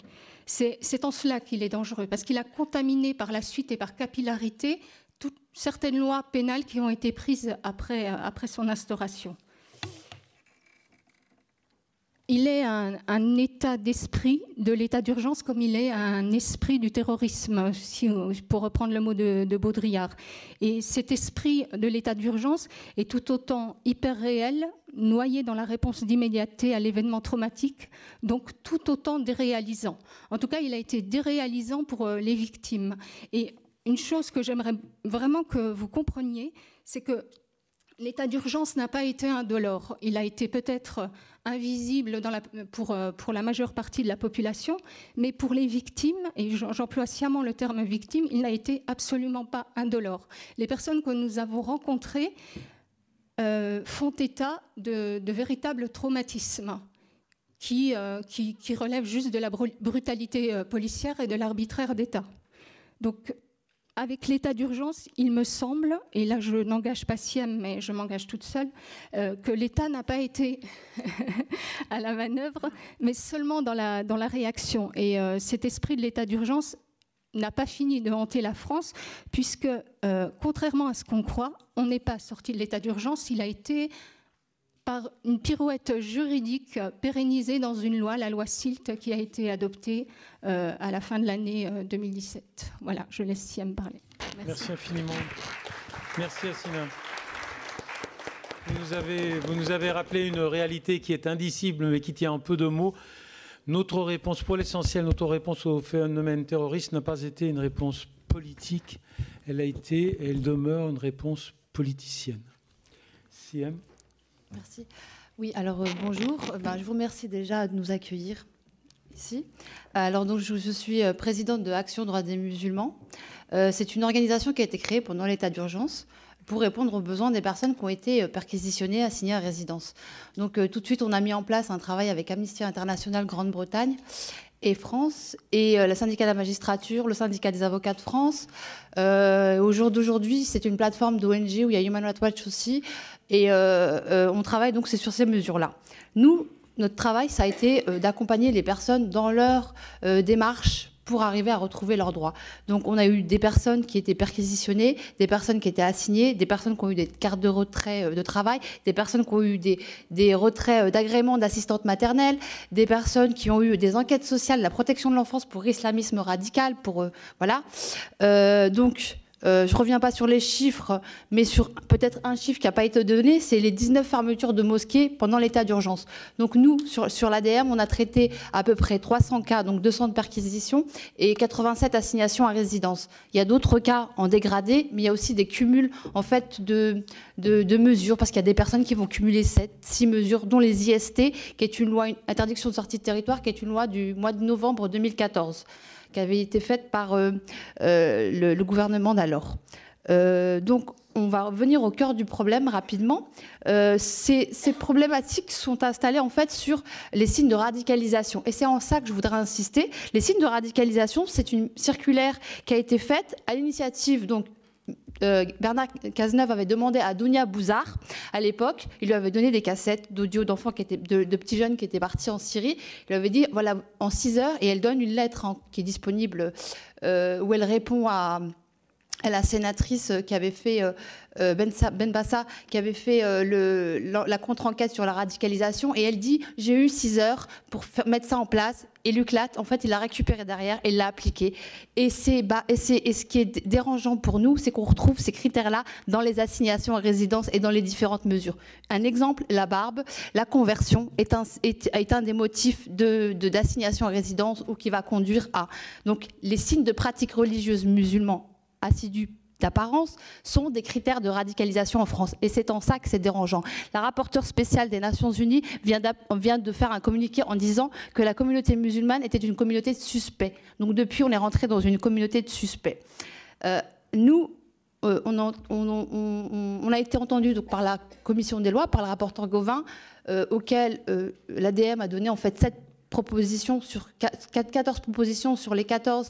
Il y en a 7 qui ont été introduites dans SILT, la loi donc, qui est passée au 30 novembre, qui reprend en fait exactement les mesures d'état d'urgence. Hein. Perquisition, assignation à résidence, périmètre de sécurité, fermeture de lieux de culte, radicalisation des fonctionnaires aussi, parce que c'est aussi, on jette aussi dans la police. Hein. C'est pas seulement que dans la société civile. Donc voilà, on a une société de suspects. Sur laquelle on va commencer à suspecter des choses. Il a mangé halal, voilà, il faut ficher. Et donc, à l'époque, il y avait une circulaire que Valls avait fait circuler qui disait que toutes les instances, donc la protection de l'enfance, l'éducation, le sport, toutes les institutions, elles avaient en fait cette fiche et il fallait remonter ces signes de radicalisation. Pendant l'état d'urgence, il y a une plateforme qui a été beaucoup utilisée, c'est Stop Djihadisme. Alors cette plateforme, c'est une plateforme de délation. Quand on a un conjoint qui a envie de régler ses comptes avec son ex, quand on a un patron qui a envie de virer quelqu'un, quand on a un voisin qui n'est pas content de son voisin, on appelle et puis il n'y a aucune poursuite judiciaire. Donc il y a eu beaucoup de dénonciations calomnieuses et on ne peut rien faire parce qu'en fait, si vous voulez, c'est une note blanche, c'est un format A4 où il n'y a pas d'entête, il n'y a pas de signature, donc on ne peut pas porter plainte pour diffamation. Et de toute façon, même dans les recours, il faut que la personne ait un sentiment, enfin qu'elle sache à peu près d'où ça vient pour qu'on puisse reconnaître. Sinon, en aucun cas, on a eu, voilà, c'est telle personne qui nous a dit ça. Ça n'existe pas. Maintenant, ça c'est sur l'application. Donc, ce qui se passe en fait dans cette histoire, ce qui est grave, c'est qu'on fait une confusion entre des signes d'appartenance religieuse musulmane et des signes de radicalisation, qui est un mot fourre-tout, mais d'extrémisme violent, on va dire ça comme ça. Et pour eux, en fait, plus. Alors, ça veut dire que plus on va être religieux et plus on va être dangereux.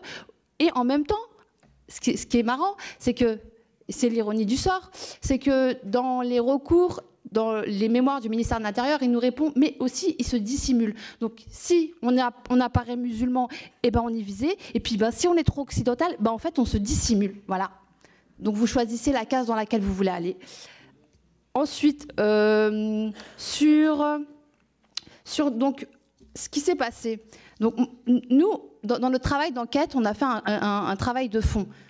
On ne met pas la faute ni sur les agents du renseignement, ni sur les services de police. Qu'on a eu des services de police qui faisaient signer des personnes qui nous disaient vous remontez à votre hiérarchie, qu'on en a ras-le-bol. On ne sait même pas ce que ces jeunes ils viennent faire là. On s'en fout, on en a marre. On ne sait pas à quoi ça sert. Ils se retrouvent dans une action qui est curieuse. Et en fait, ils ne savent même pas à quoi la personne qui vient signer, ce qu'on lui reproche ou pas. Et quelquefois, ça se passe bien et quelquefois, ça se passe mal. Enfin, la personne qui vient signer se retrouve humiliée par des réflexions ou une manière de faire. de l'agent qui est en face, parce que lui-même, il ne sait pas pourquoi elle vient signer pour son assignation à résidence. Si une personne rate son pointage, donc son assignation à résidence, il est possible que cette assignation à résidence, donc pas fondée, qui est une note blanche, donc qui est une inversion de la charge de preuve, parce qu'on vous suspecte, mais il n'y a pas de preuve, c'est voilà, à peu près, c'est peut-être ça. Donc, c'est très difficile de se défendre. Il y a eu très peu d'annulations. Il y a eu en tout, il faut le dire, au 30 octobre, 7500 mesures au total qui ont été appliquées. Entre les perquisitions, c'est une étude du CREDOF qui est sortie pour le défenseur des droits, sur laquelle vous pouvez la retrouver. Donc, voilà. J'ai tellement de choses à vous dire. Oui, voilà. Donc, il y avait une étude du PNUD de l'ONU, on va mettre ça en parallèle, qui prenait en fait les signes de radicalisation. Alors, ce qu'ils ont fait, c'est qu'ils ont fait une étude sur l'Afrique de l'Ouest et l'Afrique de l'Est sur 718 cas. Donc, ils ont relevé certains critères. Elle est récente, hein, elle est l'année dernière. Donc, l'exclusion, l'abus de pouvoir, 71% d'actions du gouvernement d'oppression amènent à un engagement, un endoctrinement en fait, vers des groupes djihadistes, que ce soit Boko Haram ou Daesh ou compagnie. À l'inverse, les personnes, elles disent en fait 54%, elles affichent des prétextes religieux. Mais en recherchant, en fait, les personnes, elles n'ont pas de connaissance de base de la religion musulmane. Et contrairement, ils ont fait une autre enquête derrière et on s'est aperçu, en fait, ils se sont aperçus que plus la personne elle apprenait la religion et les bases de la religion, et moins elle était hermétique à ces mouvements-là. Elle était, en fait, ça la cadrait. Donc en réalité, tout ce qu'a fait le ministère de l'Intérieur, c'est qu'il a eu une politique de maintien à l'ordre public, parce que c'est pas de la lutte contre du terrorisme, hein. Il y a quand même une sacrée marge de voix et de loi en France pour ça. C'est que ça a été complètement contre-productif. Donc en fait, ça va créer le terreau qui va faire qu'il va y avoir des problèmes. Alors nous, en tant qu'organisation, on est inquiets à l'ADM parce qu'on a suivi donc, pas mal de cas. Mais on se pose la question, il n'y a eu quand même que 10% des personnes qui ont fait un recours. Qu'est-ce qui se passe dans la tête des autres? Elles n'ont pas été suivies, elles n'ont pas eu d'interlocuteur, elles prennent ça comme ça, les enfants sont traumatisés. Enfin, je vous conseille le livre. On a fait un petit rapport, mais le livre, on l'a vraiment fait pour que vous ayez en fait l'impact des témoignages et ce qui s'est passé réellement. Et on peut mesurer, quand on recherche un peu sur la question, ce qui peut se passer après. Donc ces personnes-là, elles doivent être absolument accompagnées. On ne peut pas les laisser comme ça. Il faut une réponse. Il faut que le ministère leur dise de l'Intérieur, il y a une fin de mesure, ou bien on est désolé. Enfin, à un moment, leur vie, en fait, elle s'est arrêtée à la perquisition ou à l'assignation. Voilà. Maintenant, la loi SILT, c'est quoi ? Et c'est pas moi qui le... Enfin, nous, on le dit, mais là, c'est le rapporteur spécial des Nations Unies qui est venu dans une visite pendant 10 jours. C'est un état d'urgence de facto dans le droit humain. Donc on a beau nous dire, oui, non, c'est équilibré, c'est pas un état d'urgence, c'est un état d'urgence. Et il est là le problème. Donc en fait, on a une loi d'exception pour une minorité musulmane qui est visée comme suspecte. Et là, pourquoi c'est contre-productif? Parce que justement, la communauté musulmane, on lui reproche le terrorisme, mais on ne lui explique pas comment est-ce qu'elle pourrait faire, repérer ces personnes, comment est-ce qu'elle pourrait agir, comment est-ce qu'elle pourrait travailler. Et on est dans un bras de fer où c'est vous et nous, et les terroristes, c'est vous et nous. Et voilà, donc on est dans une situation qui, à mon sens, me semble très dangereuse. Et on est à une période en fait, charnière dans laquelle on peut essayer peut-être de remettre les choses en équilibre et apaiser les choses. On va prendre parallèlement. Il y a un rapport d'Interpol qui dit que l'année dernière, il y a eu 456 arrestations de djihadistes en France. Parallèlement, en Espagne, il y en a eu 120, 35 en Allemagne et 149 en Grande-Bretagne. Pour vous dire que l'arsenal législatif antiterroriste en France, il est très puissant. Donc on n'avait vraiment pas besoin de ces mesures-là. Voilà. Donc, qu'est-ce que je voulais vous dire aussi? Donc voilà, sur la politique, c'est bon. Oui, sur le chiffre, sur la transparence des données. Alors la transparence des données, il y a une commission de contrôle parlementaire qui est censée contrôler l'application des lois. Concrètement, qu'est-ce qui se passe? En fait, on a la commission de contrôle, on a été... elle contrôle, elle va voir la préfecture, le préfet, le ministère de l'Intérieur, voilà. Ils se voient entre eux, mais jamais ils vont contrôler les personnes et l'impact. Ils ne savent pas ce qui se passe. Ils ne savent pas. Donc, qu'est-ce qu'ils contrôlent? La première question.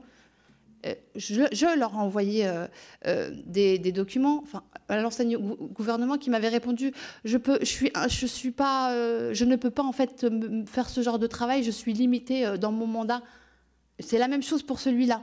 Donc on est dans le même problème. Quand vous regardez, vous rentrez dans le site de l'Assemblée nationale, on trouve d'un côté le nombre de mesures, de MICAS, maintenant les assignations de résidence et les MICAS, le nombre de fermetures de lieux de culte, des nombres, mais vraiment, en fait, c'est très vaste. Il n'y a rien de précis. On ne sait pas c'est quoi, on ne sait pas c'est où, on ne sait pas ce qui s'est passé. Il y a des personnes qui cumulent. Qu'est-ce qui s'est passé après la mesure? En fait, on n'a rien. Donc, au réseau anti-terreau droits humains, avec les organisations, la plateforme des organisations, on a fait une lettre de transparence des données à Cazeneuve où on avait fait une liste de choses. Et d'ailleurs, c'est le syndicat de la magistrature qui avait listé ce qu'il fallait vraiment, enfin, pour être le plus complet possible, parce qu'on est plusieurs organisations, chacune elle avait son angle, et on n'a pas eu de réponse. Et là, on a renvoyé une au gouvernement pour avoir une réponse. Voilà. Donc voilà, je vais m'arrêter là. Merci infiniment d'avoir complété pour nous. Je vais juste rajouter quelque chose. Désolée. Oui, c'est important. En fait, cette loi, elle a été faite pour couvrir le travail de sécurité sur le terrain, mais en réalité, elle a été contre-productive. Elle coupe les renseignements de leurs sources sur le terrain. On regarde, quand vous regardez dans le livre, des fois ils galèrent pour avoir une voiture, un téléphone, on leur donne pas les moyens en fait pour faire leur travail sur place et on les écoute pas. Et la haute hiérarchie, elle est toujours en train d'aspirer, leur demander des notes. Peu importe si c'est pas, il n'y a pas de résultat, mais ils veulent juste de l'information. Et là, ils croulent sous l'information. Donc voilà. Merci infiniment. Pour rappeler l'une des failles de notre logiciel, de la perception de ce qui serait la radicalisation, j'aime bien, mais c'est un collègue que j'emprunte ça, de transporter dans la religion chrétienne. Si on se déplace dans le terrain de la christianité, les premiers à qui on devrait passer les menottes, ce sont ceux qui se sont laissés envahir 24 heures sur 24 par leur religiosité. Par exemple, les moines contemplatifs. Ils ont une religiosité radicale. Et on voit bien que ces moines ne sont pas demain matin des gens qui vont égorger Et cette distinction-là entre une religiosité dont on laisse s'étaler la place dans le vécu et puis le dérapage, elle n'est absolument pas prise en compte par les instruments de mesure que vous avez si bien identifiés. L'apothéose, vous le savez sans doute, de cette journée, c'est les conclusions que nous livrera tout à l'heure Alain Grèche, mais auparavant, il y a place pour des questions de la salle.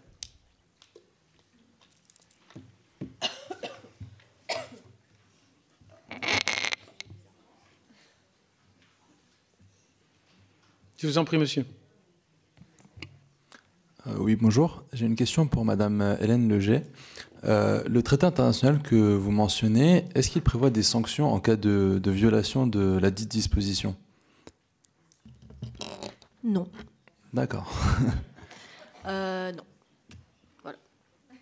En fait, on a, si je peux juste élaborer 2 secondes, si un État, par exemple la France, prenons cet exemple, viole le traité sur le commerce des armes, c'est une question à laquelle on est en train de réfléchir aujourd'hui, c'est-à-dire est-ce qu'on peut faire du contentieux sur cette question? Enfin, moi, c'est ce sur quoi je travaille, parce que je suis juriste de formation. Et donc, c'est si une licence est illégale, si une livraison est illégale, si un contrat de vente d'armes est illégal, qu'est-ce qu'on peut faire? Et donc, tout dépend de ce qu'on veut attaquer. Une licence, c'est un acte administratif. On peut l'attaquer devant le tribunal administratif. Le problème, c'est que les licences, c'est confidentiel. On ne les a pas. Donc, comment attaquer un acte qu'on n'a pas? Ce qu'on a fait, je vous donnerai juste un exemple sur ce qu'il est possible de faire.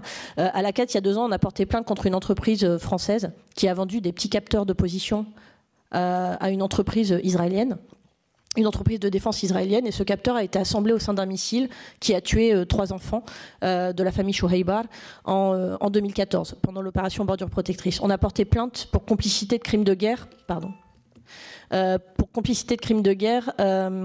contre l'entreprise française. Donc il y a une instruction judiciaire qui est en cours actuellement. Mais c'est parce qu'on a pu retrouver le capteur sur la scène de crime de guerre et que l'entreprise a eu la bêtise de l'estampiller avec son nom Paris-France. Mais c'est très rare de trouver ce type de preuve et on ne l'a pas trouvé au Yémen pour le moment. Donc l'idée, c'est de voir comment on peut arriver à quand même porter plainte ou en tout cas faire des recours, que ce soit des recours administratifs ou des recours en droit civil, pour contester la légalité des contrats, sachant qu'on n'a pas la preuve qu'une arme française a servi à commettre un crime de guerre. Ce que je voudrais rajouter, c'est que d'abord, dans le cas du TCA, la France a été très porteuse au niveau des Nations Unies.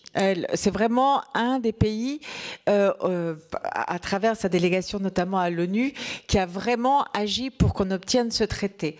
Ensuite, ce traité a été signé et ratifié. Il a été mis en œuvre au niveau du droit national et il y a également au niveau européen. Et là, nous sommes au Sénat et quelles que soient les sanctions qui pourraient y avoir au niveau international, il me semble tout de même que ce soit les députés ou les sénateurs qui ont un rôle de contrôle sur les ventes d'armes de la France et qui aujourd'hui n'exigent même pas le détail et la transparence de ces ventes d'armes ont un rôle à jouer à la fois pour appliquer la loi au niveau justement de la transparence des ventes d'armes, d'effectuer ce contrôle, mais aussi d'exercer un contrôle par rapport au gouvernement qui respecte les lois qui sont adoptées et soutenues par les assemblées. Donc là aussi, c'est pas uniquement avoir un recours au niveau international, mais ça relève du rôle des parlementaires. D'autres questions? Oui, madame. Oui, bonjour, je m'adresse à Siem Zine, présidente de l'association de l'Action des droits des musulmans. Je voudrais avoir votre avis sur le cas de Tariq Ramadan.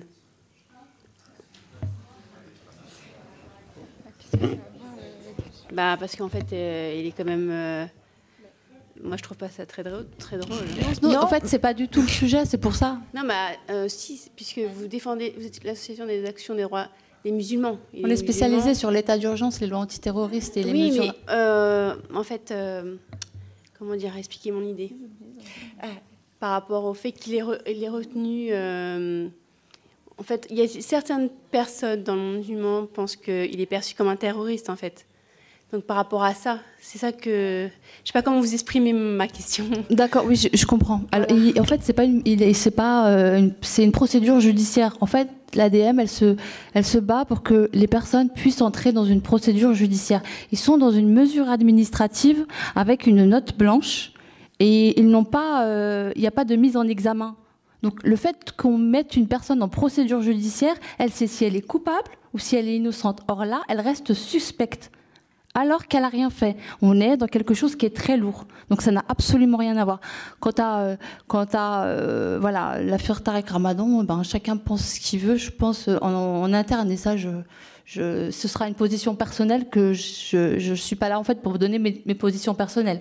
Là, je suis là pour donner une position sur le travail de l'ADM et ce qu'elle fait. Mais voilà. Mais en tous les cas, il bénéficie d'un procès, d'un cadre juridique, d'une procédure en tout cas judiciaire.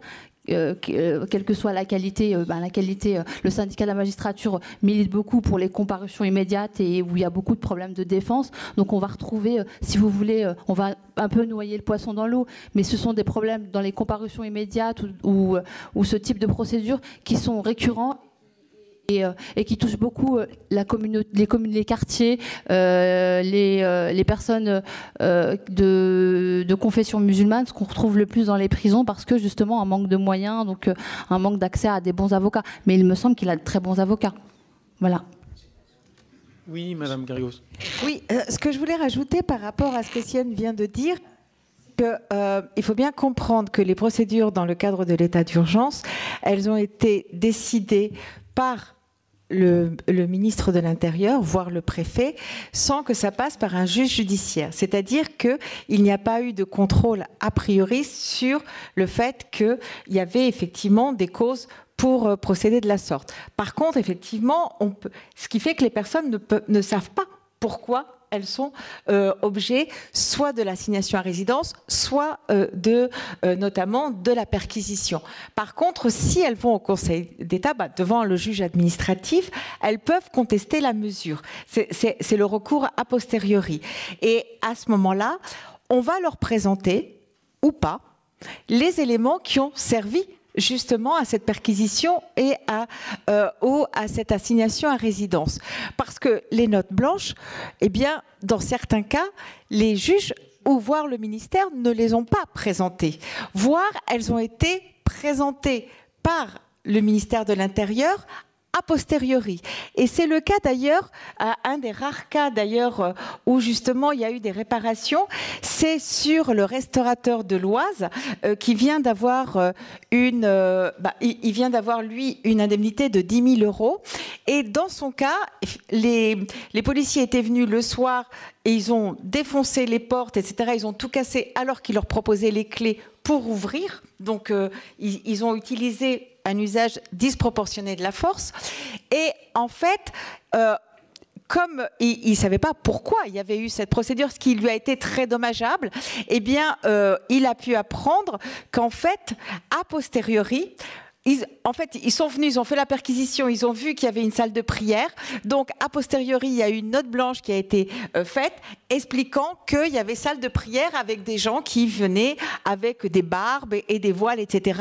Et que donc, il y avait des gens très pratiquants et que ça justifiait cela. Et alors qu'il n'y avait aucune raison. Donc, on est dans ce genre de situation kafkaïenne.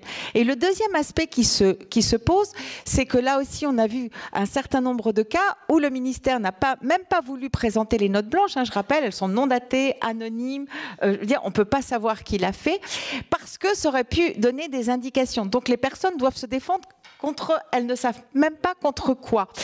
Et ce qui est terrible, parce qu'il y a eu à peu près 1000 recours qui ont été faits. Sur les 1000 recours, il y en a, je crois que c'est un peu moins, ça doit être à peu près un quart. D'accord, où le tribunal administratif a donné raison à la personne qui portait son recours.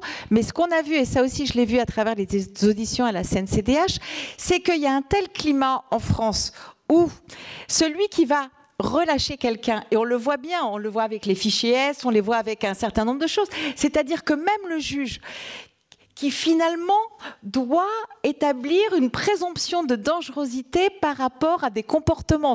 Le juge, il n'est pas fait pour ça. Hein. Déjà, les psychiatres ont du mal, mais alors un juge, c'est encore plus difficile. Donc, il a une telle pression de la police et du ministère qu'il a beaucoup de mal à libérer les gens parce qu'effectivement, il a besoin de garanties qu'il ne va rien se passer. Et c'est là où on tombe sur le fait de l'inversion de la preuve, c'est-à-dire que la personne doit prouver qu'elle est non dangereuse. Et c'est une situation absolument kafkaïenne, parce que autant on peut montrer qu'on n'est pas coupable par rapport à des éléments, autant c'est très difficile quand il s'agit justement, quand on ne sait même pas de quoi on est accusé. J'aimerais juste rebondir, excusez-moi. Sur ce que vient de dire Madame Garrigos, il est arrivé que devant les juridictions administratives, dont la plus haute, le Conseil d'État, la représentante du ministère de l'Intérieur a simplement dit au juge « Faites-moi confiance, nous savons de quoi cette personne est capable ». Et le juge a pris foi dans la parole de la représentante du ministère de l'Intérieur. Donc on arrive à quelque chose, le mot kafkaïen est très bon, c'est-à-dire une chose aussi folle que « faites-moi confiance, nous savons » et on va condamner des gens sur ce « faites-moi confiance ».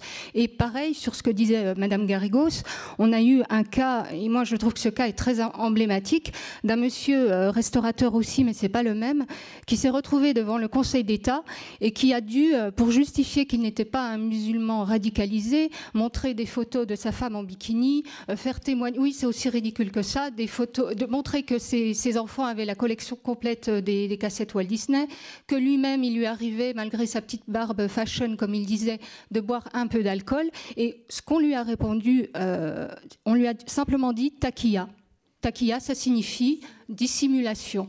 Donc soit il était intégré dans le sens qu'on donne communément et il dissimulait ce qu'il était, soit il avait des signes apparents de radicalisation et il était bon pour une assignation, une perquisition. Donc vous voyez le terme kafkaïen comme il est absolument adéquat. J'ajouterais juste, à titre de comparaison, moi je ne suis pas du tout spécialiste de l'état d'urgence en France. En revanche, je connais un peu mieux la situation en Israël-Palestine et ce qui est très intéressant, c'est que ça, c'est clairement des textes législatifs importés d'Israël. Et les témoignages que vous donnez sur l'absence d'accès aux preuves, c'est le principe de la détention administrative hein, qu'on a tout à fait en Israël et qui s'applique en Cisjordanie, qu'on a aussi en Égypte. Les personnes qui sont maintenues en détention pendant des durées indéfinies sur la base de preuves qualifiées de secrètes qu'ils ne peuvent donc contester, c'est ce qu'on importe en France. Et on le sait qu'il y a une coopération sécuritaire à laquelle on n'a pas du tout accès, les sénateurs certainement non plus et les députés non plus malheureusement, mais il y a des textes de coopération sécuritaire où on sait que la France importe des méthodes sécuritaires israéliennes, ce qui explique aussi que la France ne conteste pas non plus outre mesure les violations des droits de l'homme perpétrées par Israël en Cisjordanie. Et voilà, et c'est vers ce type de société qu'on s'oriente. Donc comparaison n'est pas toujours raison, mais en l'occurrence ça permet de savoir ce dont on va hériter par la suite. Sans doute savez-vous que nous avons également beaucoup exporté, n'est-ce pas? Nous avons exporté dans toute l'Amérique latine, notamment en Argentine et au Chili, les méthodes de notre réponse sécuritaire, de celle qui a justifié l'état d'urgence en 1955. Elle s'est très très bien exportée en Amérique latine. Madame ? Bonjour, donc, je m'adresse à Madame Zine. Voilà, donc moi j'allais un petit peu dire, donc Madame Leger, donc elle a évoqué mon idée. Du coup, Madame Zine, vous avez précisé au fait que les politiques français renforcent au fait l'arsenal de loi pour lutter contre le terrorisme. Est-ce vraiment, c'est pas l'impact du conflit israélo-palestinien? Vous pouvez reformuler la question, s'il vous plaît? Donc voilà. Les politiques français renforcent l'arsenal de lois pour lutter contre le terrorisme. Ma question, c'est n'est-ce pas l'impact du conflit israélo-palestinien? L'impact du conflit israélo-palestinien amène les autorités françaises préciser, donc c'est avoir les mêmes idées, importer, lutter contre, parce que la communauté, pour lutter contre le terrorisme, c'est une communauté musulmane. On est un peu les Palestiniens pour le lobby extrémiste israélien de la France. Donc ils vont donner des méthodes qu'ils appliquent sur les Palestiniens, je pense, hein, et les proposer à la France et leur dire voilà, nous ça fonctionne avec eux, c'est les mêmes, il faut essayer avec cela. Donc oui, on se retrouve un peu dans une situation où on a des mesures administratives qu'on voyait qu'en Israël, hein, à un moment, on voyait ça que là-bas, et on les retrouve ici. Alors heureusement, on est quand même dans un état de droit, c'est plus léger, il n'y a pas de torture, enfin il y a beaucoup de choses mais quand même, la liberté d'aller et de venir. Si la personne elle rate une signature, elle va en prison. On a beaucoup de personnes qui avaient des casiers vierges qui ont été en prison, pas le droit de sortir de la commune. Ça veut dire quoi? Ça veut dire qu'en fait on leur interdit de travailler, on leur interdit d'aller voir leur famille. S'ils sortent, ils vont en prison. Donc on est dans une situation, sincèrement, elle est cauchemardesque. Les personnes, moi je les avais au téléphone, mais la première année, je crois que ça durait du matin jusqu'à minuit. Ils appellent à tout, il faut répondre parce qu'on ne sait pas. Est-ce qu'ils se sont fait arrêter? Est-ce qu'il faut appeler l'avocat? Ils sont dans une situation de stress intense. Ils ont sur le poids le ministère de l'Intérieur sur les épaules. Donc oui. Enfin, on est dans une situation qui est très grave et c'est ce qu'on dénonce, une justice d'exception pour mater une minorité un peu rebelle. Je peux rajouter sur ce point que ce n'est pas uniquement avec Israël. Il faut bien comprendre que la coopération antiterroriste, la coopération au niveau justement de tout ce qui est contrôle militaire, policier, etc., est très très importante. Il y a régulièrement des sommets, il y a des échanges, ils se rencontrent et tout ça, c'est... Mais il n'y a pas qu'avec eux, il y a avec les États-Unis, il y a avec tout le monde. C'est-à-dire que voilà, c'est un grand échange. Voilà. Comme il y a les marchés de l'arme, les marchés de ceci, il y a aussi de la coopération inter-État au niveau de la guerre contre de la lutte antiterroriste. Et elle est florissante parce que il ne faut pas non plus oublier que ça s'associe pas simplement au marché des armes, mais au marché de la surveillance. Il y a au marché aussi des agences. Avant, quand moi j'étais jeune, on appelait ça peut-être des mercenaires, hein, puisqu'ils n'étaient pas employés par l'État. Aujourd'hui, ce sont des agences de sécurité et autres. Mais c'est aussi un marché très florissant. Donc voilà, tout ça. Je vais vous donner une idée des produits les plus avancés parce que j'ai été récemment dans un marché de l'antiterrorisme à Abu Dhabi. Alors, comment reconnaît-on quelqu'un qui va faire un attentat suicide? Eh bien, il consulte frénétiquement son portable. Et puis, il sue. Oui, et ce genre de conseil est vendu en bonne et due forme dans des kits. Et c'est une entreprise française. Et il y avait aussi le drone anti-drone. Savez-vous qu'il y a un drone qui arrive et il lance un filet sur l'autre drone. C'est très simple, en fait, comme technique. Il déploie un drone, etc., etc. Oui, c'est vrai que les Israéliens sont toujours très, très bien représentés dans ce genre de situation. Mais ils ne sont pas les seuls. C'est un marché extrêmement important. J'ai vu une dernière question. Ça sera, enfin, on va la baptiser, la dernière question. Oui, monsieur. Et puis après, on appellera quelqu'un qui n'est pas fiché S, c'est pas vrai, qui s'appelle Alain Grèche et qui nous livrera les conclusions de cette rencontre. Donc c'est une question pour Madame Zine. Je voulais savoir, une fois que toutes ces mesures d'état d'urgence sont rentrées dans le droit commun, est-ce qu'il y a un espoir de revenir à un niveau normal de protection des droits de l'homme en France ou ça va perdurer comme ça pendant les années? Sincèrement, nous, quand on avait commencé à travailler, on s'est dit, allez, on va aider 3 mois, puisque c'était parti pour 3 mois, et puis voilà.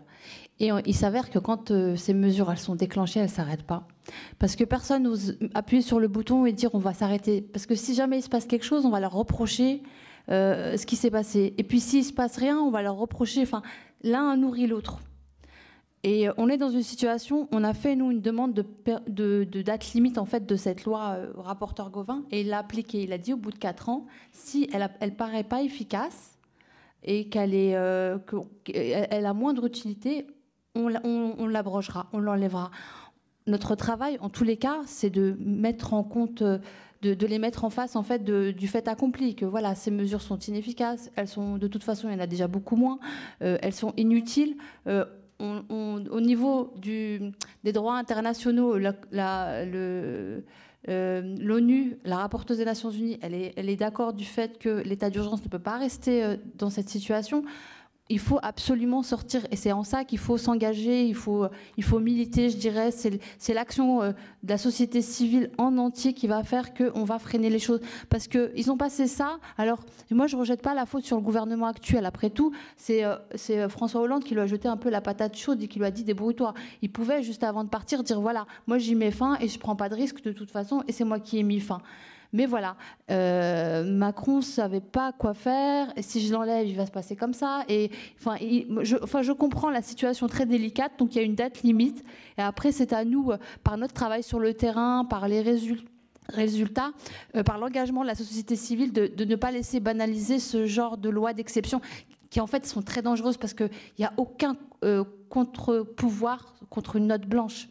Si quelqu'un à une note blanche et il est pris dans une mesure pareille, mais c'est un engrenage, c'est hallucinant. Enfin, après, il peut y avoir plusieurs mesures qui se cumulent et vous êtes en face d'un fantôme parce que vous ne savez pas qui vous accuse de quoi, puisqu'on vous dit des choses et d'autres choses, elles sont tenues secrètes défense parce que c'est une source qu'il a donnée, ils ne peuvent pas la mettre en danger, ou alors c'est un pays étranger et dans ces cas-là, ils ne veulent pas qu'il y ait une coupure de contact avec eux. Donc voilà, mais c'est aussi, il faudrait en fait faire un travail sur ça. Il y a des choses, il y a des recommandations à faire, mais je pense vraiment que moi c'est ce que j'ai fait. Je me suis levée pour que l'état de droit reste l'état de droit. Je crois que chacun peut être concerné et faire la même chose. Voilà.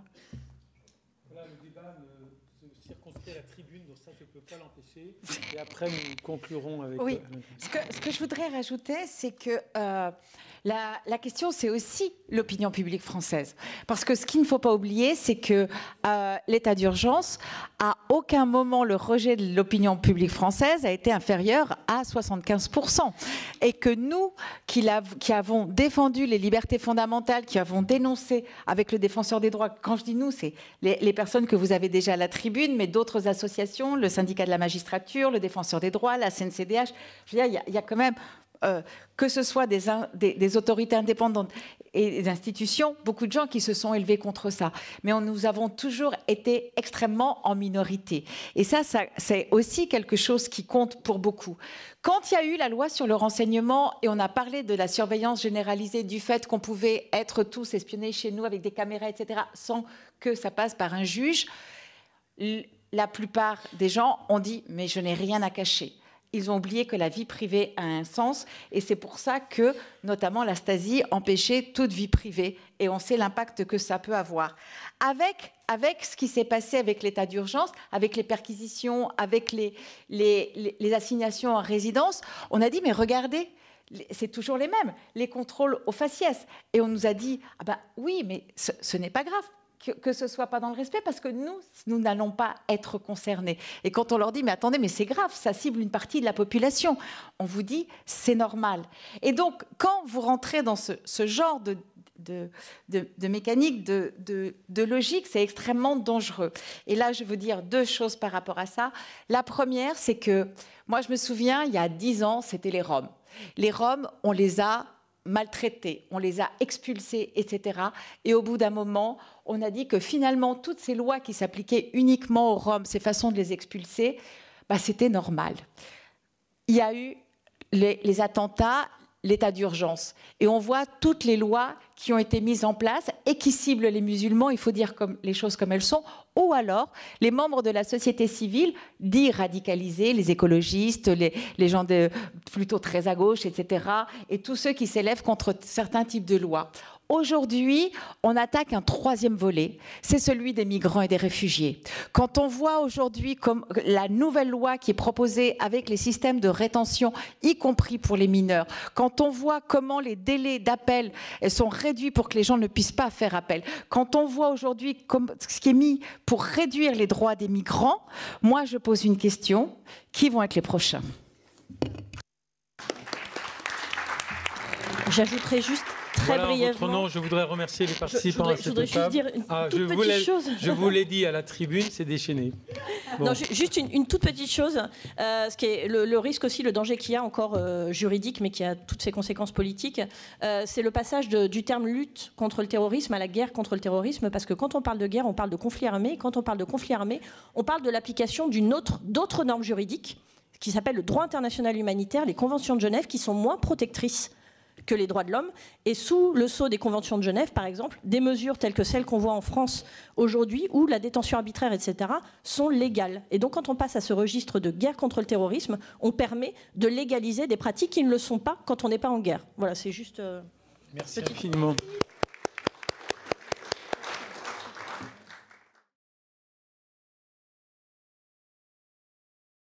Bon, tout d'abord, je voudrais vous remercier au nom de l'IREMO, de l'AIDL et du journal en ligne Orient 21 pour votre participation.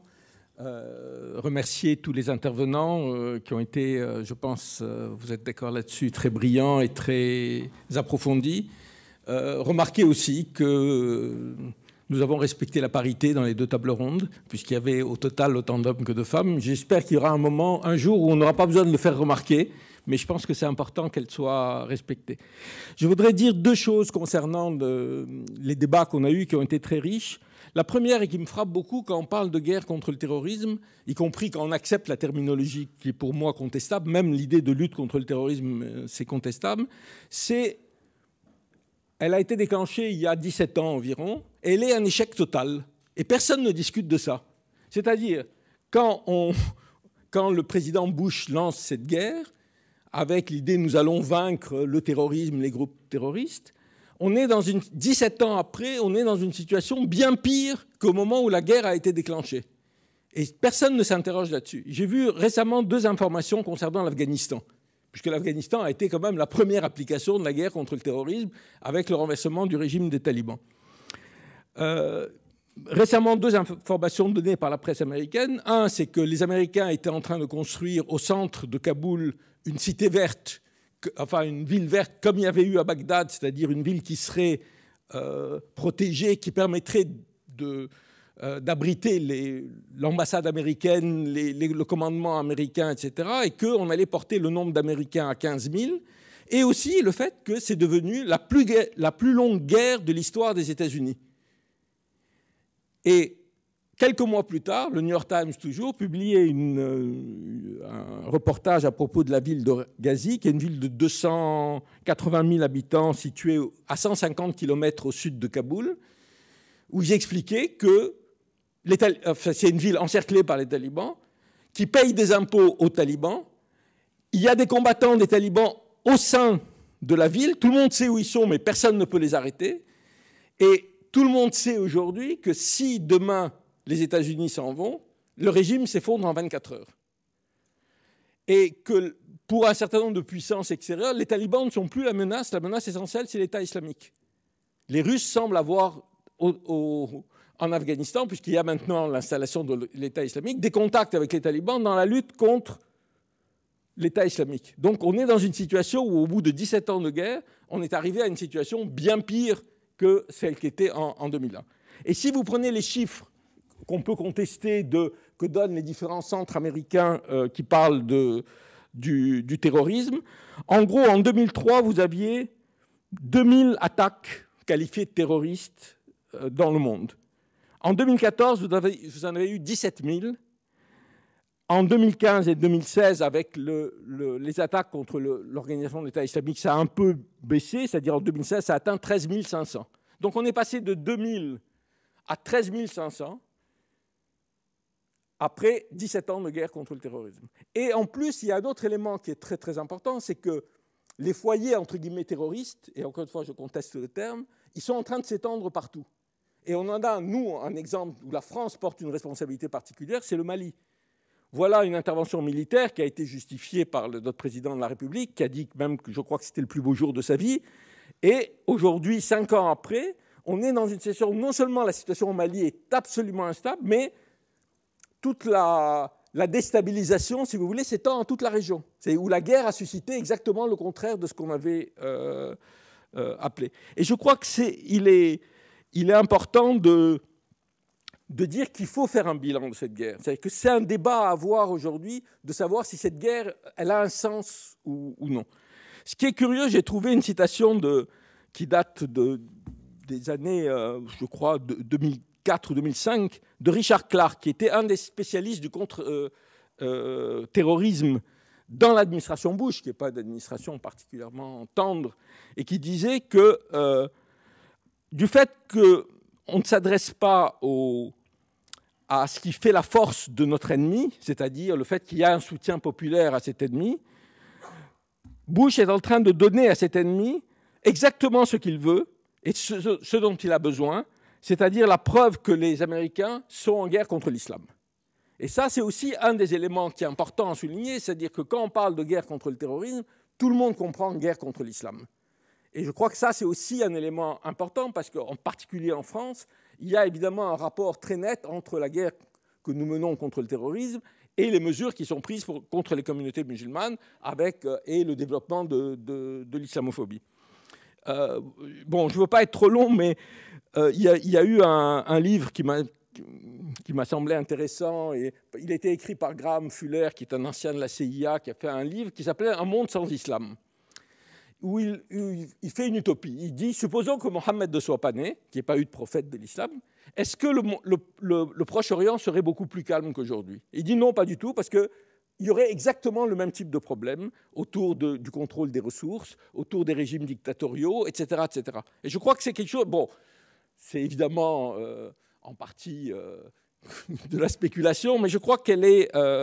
c'est quand même quelque chose sur lequel il faut réfléchir, c'est qu'on est pris nous-mêmes dans cette espèce d'engrenage de débats permanents autour de l'islam, même quand ça ne concerne pas du tout le terrorisme. Là, ça fait quand même 3 semaines qu'on est en discussion sur les réseaux sociaux sur une dirigeante syndicale qui porte le foulard. Et ça a suscité des réactions au plus haut sommet de l'État. La deuxième chose que je voudrais dire, c'est que je pense qu'il faut bannir ce terme de terrorisme. Ça a l'air idiot, mais je ne sais pas ce que c'est le terrorisme. À part de dire on tue des civils innocents, mais je veux dire, les armées régulières des États tuent des civils innocents, et on sait très bien, on l'a vu avec l'intervention tout à l'heure de notre ami turc, qu'on est toujours le terroriste de quelqu'un. Moi, je pense qu'on peut dire qu'on combat des organisations comme l'État islamique, qui sont des organisations dangereuses qu'il faut combattre pour des raisons telles et telles, mais qu'on combat le terrorisme, qui est une forme d'action, c'est-à-dire une forme d'action violente, me semble pas seulement faux théoriquement, mais pose un problème parce que ça revient concrètement à dépolitiser la question du terrorisme. Quand vous êtes dans la guerre contre le terrorisme, et ça, Bush l'avait dit dès le 24 septembre 2001, on ne se bat pas contre des gens qui ne sont pas d'accord avec nous, qui défendent des thèses différentes de nous. On se bat parce qu'ils nous haïssent. Ils nous haïssent à cause de ce que nous sommes. Il disait exactement, ils haïssent ce qu'ils voient dans cette assemblée, s'ils parlaient au Congrès, un gouvernement démocratiquement élu, leurs dirigeants se désignent eux-mêmes, ils haïssent nos libertés, notre liberté religieuse, notre liberté de parole, notre liberté de voter, de nous réunir, d'être en désaccord les uns avec les autres. Et qualifier une organisation de terroriste, c'est de dire qu'il n'y a pas de débat, c'est en fait une guerre entre le bien et le mal. Une guerre entre le bien et le mal, c'est une guerre sans fin. Et je ne sais pas si un jour on éradiquera le mal de la Terre, et puis je ne suis pas sûr de savoir ce que c'est le mal. Mais du coup, c'est-à-dire que ça amène à se mettre soi-même dans des impasses. On en a parlé ce matin avec le Hamas. On peut critiquer le Hamas pour beaucoup de choses, y compris parfois pour ses actions violentes, mais tout le monde sait que s'il y a une solution un jour au conflit palestinien, ils sont une partie de la solution. Et refuser de discuter avec eux, c'est totalement stupide. Mais au-delà de ça, même quand on parle de l'organisation de l'État islamique et des groupes qui ont rejoint l'État islamique, il ne faut pas oublier que l'État islamique, c'est aussi une espèce de marque sur laquelle se sont greffées des luttes extrêmement différentes. Si on prend Boko Haram au Nigeria, il faut rentrer dans l'histoire de ce qu'a été Boko Haram, mais au départ, ce n'était absolument pas ce que c'est devenu aujourd'hui. Et la manière dont on a finalement poussé un certain nombre de groupes à faire allégeance à l'État islamique, etc., est totalement contre-productive dans la guerre qui est dite menée contre le terrorisme. Parce qu'il faut revenir à ce qui est l'essentiel, c'est que s'il y a des contestations dans le monde arabe, musulman et ailleurs, c'est parce qu'il y a des problèmes. C'est aussi simple que ça. Xavier Guignard disait à propos des gens qui vont combattre pour l'organisation de l'État islamique, la première motivation, c'est la Palestine. Et c'est d'autant plus surprenant que l'organisation de l'État islamique est assez muette sur la question de la Palestine. Elle n'en fait pas, du point de vue de sa propagande, un élément essentiel. Mais les gens vont se battre là-dessus parce que ça suscite une haine à l'égard de l'Occident, des politiques qu'il mène, etc. Mais au-delà, c'est aussi le fait que nous sommes,